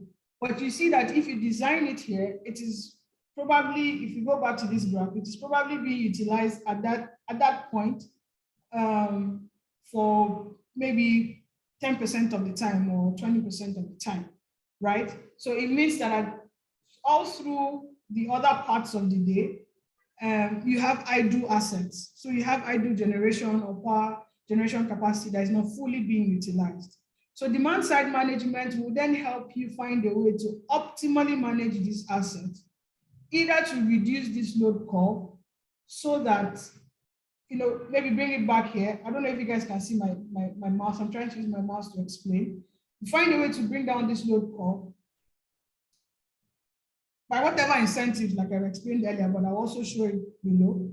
To find a way to bring down this load curve, usually, sometimes what works most is financial incentives. So you can do things like, if you use a demand of 1.7 megawatts, if your demand gets to that level, this is assuming you're one customer, this would be a different tariff. So we'll give you a peak load tariff, and then we'll make you pay a certain amount, maybe times 2 or times 3. So this means that you would find a way to manage your demand in that instant, right? So one of the things that demand side management helps us to do is to really optimize the utilization of assets and to find a way to flatten the load curve, to bring it to a level where it is properly flattened. We know that, for instance, the demand at night is usually very low. We just have our base load at night, right? But the generation capacity is there. If you talk about the supply side system, there's probably already a gas supply agreement. So supply side systems are on, very strict contracts of PPA, right? But if you find a way to shift this demand to, somewhere in the night, then you find that you can fully utilize your assets, and you would also find that you can reduce, the capacity of your supply side system if you fully plan it very well. What are the other benefits that we stand to gain from demand side management? I've explained a bit of that. So for utilities, you will see that you will mitigate the peak energy and energy shortage, which is what I explained with this graph. This peak can come down depending on the kind of incentives you use. You conserve scarce resources, and Nigeria's case being the case in point, if we find a way to manage, to do a little bit of more demand side management, then we can flatten the curve and it goes out and it goes around everybody. Can reduce greenhouse gases emission, because if you flatten the curve, it means we don't generate as much. And of course, there's energy savings. For the customer, you will typically see savings in energy bill, in your energy bill, improved reliability, more power availability, potentially reduced energy bill, if you have the right incentives. And of course, for the government, if you're not spending as much money building out power systems to serve that peak demand, it means that there'll be more money available, the resilience of your network will be improved, there'll be growth in GDP, and all of that. So I'll take a pause here. If anybody has any questions, I'll be happy to take that. Thank you so much. So far, I think it's wonderful. You can just go on because we have like 20 minutes. 20 minutes, okay. Yes, right. So you can just rush through since they're going to have access to the slide. Yes, they will. Yes, okay, so these are the different demand side methodologies that you can use. I have majorly spoken about peak clipping, where you find a way to to clip the peak, and it's usually done with financial incentives. So it will be something like, for the customers, a lot of this very creative energy tariff pricing is really not available in Nigeria, but I will explain it. So you can say things like, if my peak demand happens at a certain time of the day, so for example, it happens at 6 p.m. on this graph, then I will put a tariff for 6 p.m. that is maybe ×2 or ×3 the price of your standard energy tariff. So which means that I'm incentivizing you not to consume power at this point. And by that way, I will clip the peak. So what will happen is at 6 p.m. you turn off your light because your tariff will be ×2 or ×3 the price. So those are the ways you achieve peak clipping. If you want to talk about value filling, it's then to give incentives for people to consume energy at this time. So instead of punishing them here with peak clipping, what you do is you incentivize them here, which is that you can say, oh, if you then consume this energy at a different time of the day. So if the point of my lowest energy consumption is at 2 a.m., I can say to customers, if you consume energy at 2 a.m., I'll charge you half the price, right, of the energy that you could have consumed. So we also have load shifting, which is almost similar to the peak clipping. We'll find incentives, again, usually pricing methodologies to shift the load at a certain time of the day, because essentially you want to manage your peak demand, and you don't want to stress your system. So you also give incentives to say, you know what, if you don't consume energy at this time of the day and you consume it at a different time, there is some sort of financial incentive. We also have flexible load curve. We call them virtual power plants now. So you have things where you can have contracts with a group of people or a major energy consumer to say, I can call you at any time to turn off your system. So imagine you have this kind of contract with, say, a factory that consumes 20 megawatts. It's usually very beautiful on the grid. And then the grid requires 20 megawatts. So you can call the factory, depending on, again, the financial incentive, to say, turn off your system, essentially give me additional 20 megawatts. And that's why they're called virtual. We use them for demand response, right? And then once they turn off their system, that 20 megawatts becomes available and you can use it somewhere else, right? Again, the strategic growth is about growth. So if, again, your supply side system, imagine that you have oversized your system. So it also happens not just when you want to reduce demand, but you also want to increase supply. Imagine that you have oversized your system, so you have idle capacity. Now, this is not very energy efficient, but it is a strategy that can be used. And then you then want to incentivize customers to say, you know what, consume power, at a certain time of the day, so that you can increase demand. This is usually what people like utilities would do to make sure that you find a way to increase demand, right? So you can also grow your demand by giving financial incentives for people to use this demand. Right? Conservation is just generally find a way to reduce it. So it will be something like if maybe your January energy bill is 10 naira, I say to you, if you can make your energy bill 8 naira. So generally reduce it just across the load curve, not a particular time.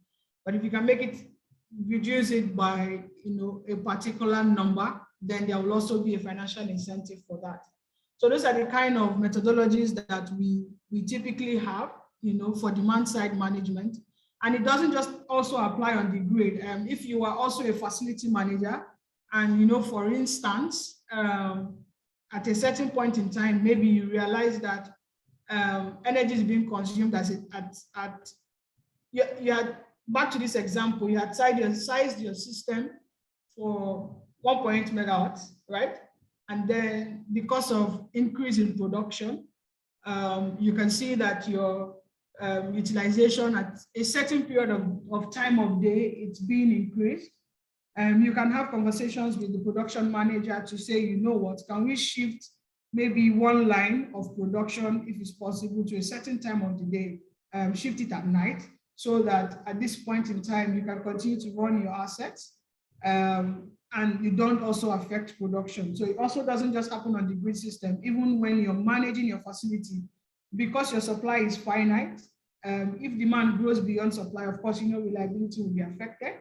And if that happens, then it means that instead of spending that extra amount of money for that incremental increase for that increment in demand, you can find a way to manage the demand such that you spread it across the system, right? So essentially, those are the kind of things that you do with demand side management. And then when I speak about the tariff, I would then explain it a bit more. Let me just look into the chat box and see.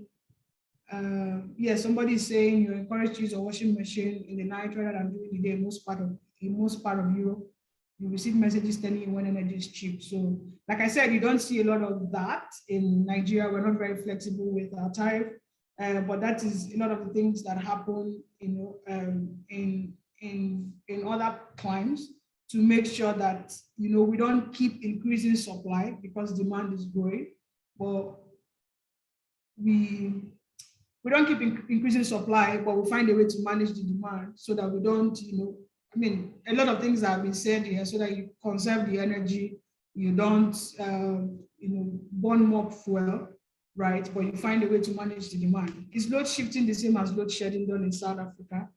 No, load shifting is not the same as load shedding. Load shedding is actually when the power is out. So load shedding is that return of power, right? And it is usually as a result of it's a lot of things. It's the fact that demand is exceeding supply, right? That's usually when you have load shedding. Now, I'm assuming that this is not a fault situation. So load shedding is the one that you intentionally turn off the power, right? So that you can manage the supply. So what will typically happen in instances of load shedding is that there's no power. So maybe demand is way high and supply is lower and there's no power. So you turn off the power, usually to give it to another set of people. So it means that at this point, demand has completely exceeded supply. So in terms of, let me just use it in the jargon that we use in the industry, load shedding is a supply side management methodology. Load shifting is a demand side management methodology. So load shedding is done by the supplier. The supplier turns off the power by themselves. Load shifting is done by the consumer. The consumer is incentivized to consume power at a different time, but supply will be available all the time. So with load shifting, supply is available 100% of the time, but I incentivize you, instead of consuming it at 2 a.m. to consume it at 10 p.m. But for load shedding, the supplier, the utility, ESCOM in this instance, turns off the power, so it's forcing you to use it at a different time. Right. So essentially, but like I said, this is not only applied on the grid and from the utility side point of view, it can also be applied if you manage a facility, and maybe if in a community too, you understand the load characteristics of your supply system and you can manage it. I tell you a story, right? Because I understand these things. Where I stay, a new block of flats came up, like 8 flats came up, and almost immediately after, power started becoming unreliable. And I used to say to my friends that I know that the people in this community may not realize it, but one of the reasons why power has been unavailable is because the demand has greatly increased more than the assets that is available. So at the place, there's like a 500 kVA transformer. And then because of that new demand of like 8 families that come in, air conditioners, washing machine, everybody turning everything on at the same time, the demand on that particular transformer, so I'm bringing it down not just on the grid, but the demand on that particular transformer had grown past the capacity of the transformer, right? So if as a community we came together to say, oh, we noticed that, oh, this goes off at XYZ time of the day, it's because of XYZ, can we all shift our load to a different time? So if we keep noticing that power goes off at 7 a.m., okay, as a community, we can agree that, I mean, even if the utility, in this instance, Abuja Disco will not do it, just for us as a community to be able to enjoy more reliable power, especially if power is available on, on the higher voltage line, then you can find a way to shift demand. So it's also something that you can implement, from a community point of view, if you have community associations. I know that the load shedding is already being done across the country, but the load shifting, you can manage it well to be able to maintain a reliable supply, right?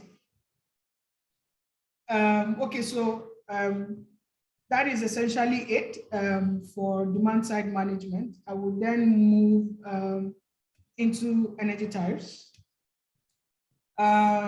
So as we all know, tariff is the amount of energy you pay per unit cost of energy or per utilization mechanism. So sometimes tariff is not just a unit cost, it's also a utilization mechanism. So if and I'll explain it a bit more, some utilization mechanisms have to do with power factor, some have to do with your peak load, some have to do with the time of use. If you use it at a certain time of day, the tariff is different, right?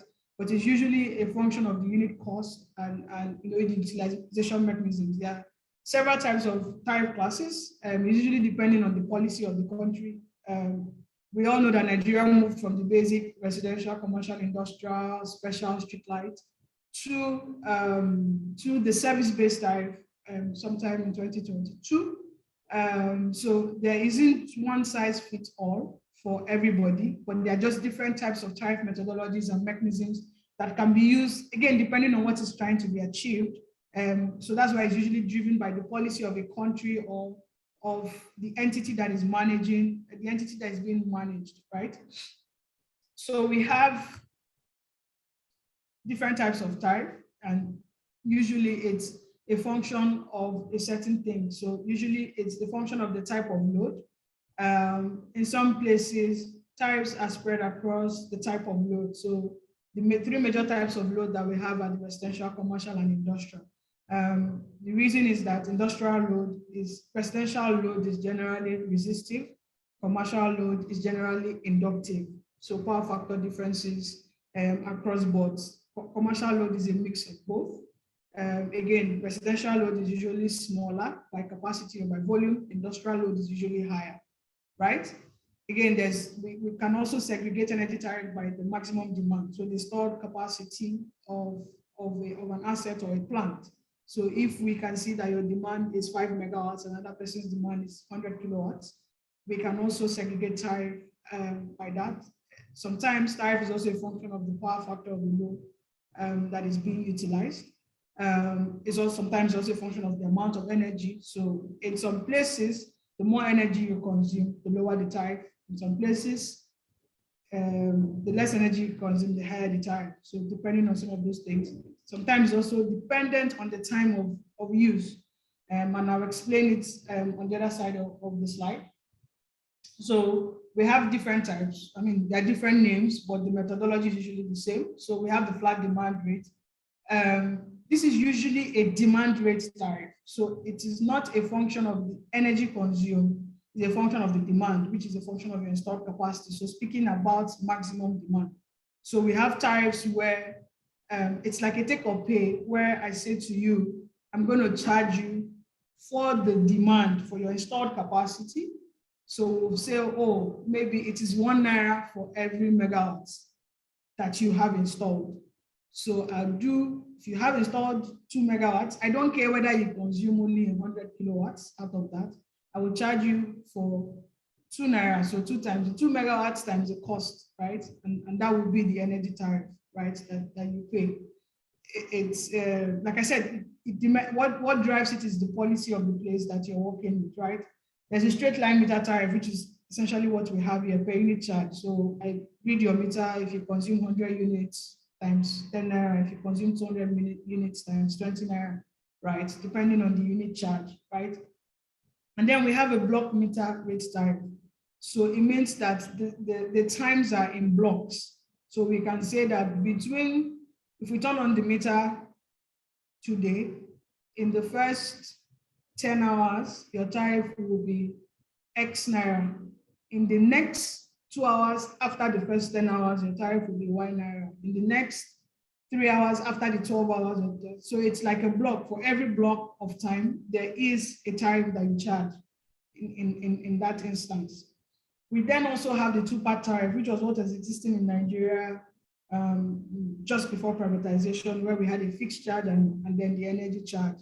These two-part tariffs, some people, it's usually, sometimes it's a combination of other things. It's not just the fixed tariff. So sometimes you can have this flat demand rate as the fixed charge, and then you still have this block meter as the variable charge. So people just then take two parts of any of the tariff methodologies, and put it together. Again, depending on the policy of the system, right? There's also the power factor tariff where, there's a KVA charge. If you don't maintain your power factor within a certain band, you'll be charged, a certain amount of money for going beyond that band. There's a seasonal rate tariff.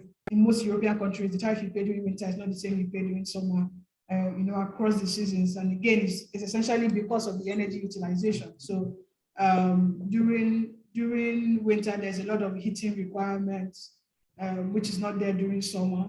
So summer you then have cooling requirements. So it means that the energy mix may be different. The kind of generating plants that will be utilized will be different. And so the tariffs are different. Again, we don't have any of that in Nigeria. We also have the peak load tariff, which is almost similar to the demand tariff, right? But it's a tariff that is based on your peak load. So if I go back here, what happens is that at the end of a cycle, of a tariff cycle, whether monthly or annually, we look at your peak load, right? And then we charge you based on this peak load, right? So it's usually one of the incentives you use to make people reduce their peak load. So there is a demand charge for this peak load. So the idea is if you reduce it, the lower, then your tariff reduces. Okay, then I'll then go straight into our tariff methodology that we use in Nigeria, and then speak a bit more in the Nigerian context. So today, NEC, who is the energy regulator, allows for a type of cost-reflective tariffs. We are not yet cost-reflective, right? But what the tariff, we use a tariff methodology that is called the building blocks methodology, right? It allows you to it allows for three major things, which is efficient operating cost, depreciation, and allowed return on capital. So it requires those three blocks. So what your depreciation essentially is the cost of your assets. So the way we do tariffs in Nigeria is if, just for example, it costs me 100 naira to build a power plant, right? So NEC is going to say, oh, 100 naira. The NEC is going to say, we only allow you 20% return on investment. So this is allowed because it must be allowed. You can't just do any kind of return on investment. So NEC is going to say, oh, we're going to allow you to have a return on investment annually of 20%. So that means your allowed revenue is then 120, right? And then we're going to say, oh, your operating costs, they're going to do, use some methodologies to say, oh, it's going to take you another 20 naira to operate the plant, OPEX, pay school fees, let's say pay school fees, sorry, pay staff costs, buy cars, operating costs. If we're going to say that it's going to cost you another 20 naira, right, to do that. So it means that your allowed revenue is now 140 naira, right? So that's the allowed revenue. That's the amount of money you can make for selling 1 megawatt of energy. So at the end of the day, the tariff then just becomes 120 over 1 megawatt or over 1,000 kilowatts. So let's just do it so that it's simple. 120 over 100 kilowatts or 140 over 100 kilowatts. So that means the tariff comes out to 140 per kilowatt hour. Just simple example. So that's how essentially our tariffs are built. Now I just use a simple example. So they are going to do this same thing for generation, transmission, and distribution, right? The generation methodology is a bit more different, but it's the same framework, right? And then everything is then going to be added up together to then say, oh, this is the final energy tariff. So we then have an average energy tariff, right? That allows you to have the cost of capital, it's called regulatory asset base, the asset base that you have, the return on investment, which is allowed, that number is regulated. If, for example, you're supposed to earn 20%, you can't earn more than 20% or less than 20%, right? And then we add an efficient operating cost across the entire value chain, generation, transmission, distribution. And then based on the amount of energy that is supposed to be generated and distributed, we then have that division. So at the end of the day, it's just the allowed revenue divided by the energy to be distributed, and then we have a tariff, right? That's the way it works. That's the way our tariffs are built in Nigeria. We have a tariff model called the MITO. It's a multi-year tariff order, so it allows you to model tariffs for up to 5 years, depending on who is asking. And then you can then use that model to then give tariffs across the different bands. We recently moved from these 5 classes of tariff, which is residential, commercial, industrial, special, and street lights. We have morphed into a new tariff scheme that we call the service reflective tariffs. It is expected to reflect the kind of service that you have. So the idea is that if you get more power during the day, you will pay more, right? So this tariff is based on service, and the people you're supposed to incentivize is the supply side. So this is more like a supply side management kind of arrangement, where you're saying to the disco, if you can bring more customers onto band A, you have an opportunity to make more money, because the tariff in band E is the lowest and the tariff in band A is the higher. So the incentive is, and which like I explained, is the policy direction, is that we want to incentivize the distribution companies or the utilities to move all their customers, to improve their quality of service and move all their customers into the upper band. Because if you move more customers into the higher band, you make more money. Now, inside these bands, there are subdivisions that speaks to non-maximum demand, maximum demand 1 and maximum demand 2. I've explained what maximum demand is installed capacity, right? So you typically will have that all the residential customers are in the non-maximum demand bracket. Some commercial, some industrial are non-maximum demand. Most commercial, most industrial are maximum demand 1 and maximum demand 2. The major thing that differentiates both is the maximum demand 1, it's on 11 kV. It's usually, there are some aberrations, but it's usually customers that are directly connected to the 11 kV line. And then the maximum demand 2 is for customers that are connected to the 3 kV line. Sometimes it's also a function of where the meter is placed, but that is some technicality that I would rather not go into. But today, this is what we have as a tariff structure for the grid in Nigeria. And why is this useful for you as an energy auditor and as you learn about energy management? Is that one of the first things you have to do if you're looking at if you are auditing a utility, if you're auditing a place, is you look at their utility bill. And we usually find that in many instances, whether by omission or commission or whether done intentionally, we find that the distribution companies do not place their customers in the right bands. You will usually find that it doesn't tally. So understanding this tariff system enables you to know where your customers are or where they are supposed to be, and look at their utility bill so that you can be sure that they are not paying more. But if they are paying less, it's to your own benefit, but to be sure they're not paying more by reason of either being placed, if they're supposed to be a non-maximum demand customer, you place them into a maximum demand band, or if they're supposed to be in band C and they are placed in band D, then that's one of the things you can easily highlight and then be able to query the distribution company to find a resolution to it. The question would be, how do I find out what band A, B, and C, or how my customers are supposed to be there? It's a bit more interesting to find out.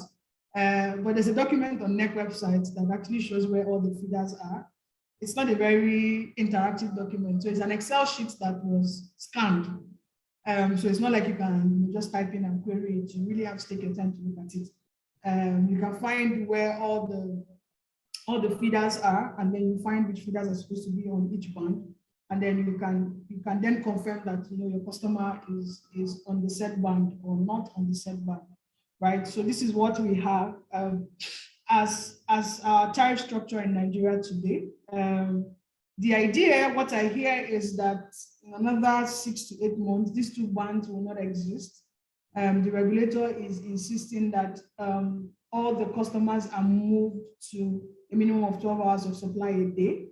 But we're yet to see that policy. That policy is not out. Again, like I said, this is more of a supply side incentive, because if the distribution companies earn more on a higher band, then it means that they have the incentive to move their customers to a higher band.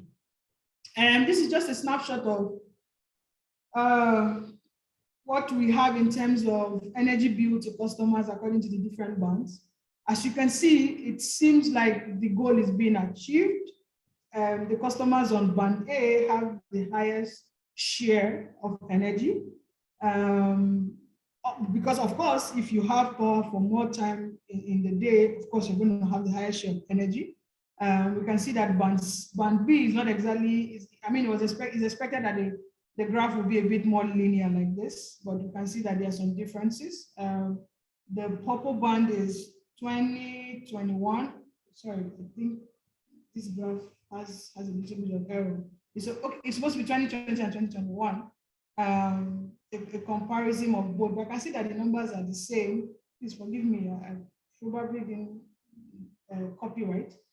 Again, the source of this is from the NEC website too, and there's an Excel sheet there that has this analysis for the first 9 months of last year, right? But we can see that the energy, the band A customers are consuming more energy at the moment, and the band E customers are consuming the less, like anticipated. The idea is that as the market continues to grow and transit, more customers will move across bands, and hopefully everybody will get to band B or band A, which means that at least you have 16 hours of supply every day. There is a special class of customers called lifeline. We typically will find them in the north. These are customers that consume very minimal amount of energy in a day. So they still actually use the old tariff. So these lifeline customers are still in this old tariff. Whilst every other person has been moved to the new tariff band. I think this is where I come to the end, and I hope I've been able to share some insights into demand side management and how we can use tariffs to incentivize customers to use energy efficiently. There's a question here: how do you move to band A when power is not reliable and will be reliable 30 years from now? My opinion is based on the business model of the DISCO in Nigeria. How do you move to band A? Like I said, it's not a demand side management strategy, it's a supply side management strategy. And the only way today to move to band A is to find a house in band A and rent a house there. But it doesn't guarantee that even after you rent the house there, that the DISCO will not move them to band B tomorrow. So for now, it's a strategy that's supposed to incentivize supply and not demand. Oh yeah, this is Jafaru. Yeah, in addition to what the other person commented, yes, I have that issue. I was in band C at least 12 hours a day. I've now moved down to like 4 hours a day where I'm staying, where I'm living. And the issue is that when I look at my electricity bill, it's the same thing, basically the same thing. So I don't know why shouldn't the tariff decrease if they've been supplying less than 12 hours a day for me, and now moving down to band E instead of band C where I used to be, or move up to band A as you've lightly stated. Thank you. Yeah, thank you very much. That's an interesting thing. So when this system was designed, the idea was that there would be an independent way of reporting these things. The problem now is that there is no independent way of reporting and of verifying who is on which band. So the DISCO can report you. Probably what is happening is that They're still reporting you as a band C customer, since you said your tariff did not change, but they're giving you band E supply. This is what the regulator is supposed to solve. But I can tell you there's no independent way of verifying that, or at least verifying it remotely and independently. There's a way of verifying it after the fact, of which you know it's now being she said, he said, right? But there's no way of verifying it at the moment. Like if you make this complaint today, does NEC have an independent system where they can look at and verify? The answer is no. Would they be able to verify it in 3 months' time? You know, check retroactively based on data? Most likely, yes. That data is submitted after the month, so it's submitted after the cycle, right? But, so sorry, if I may interject, I think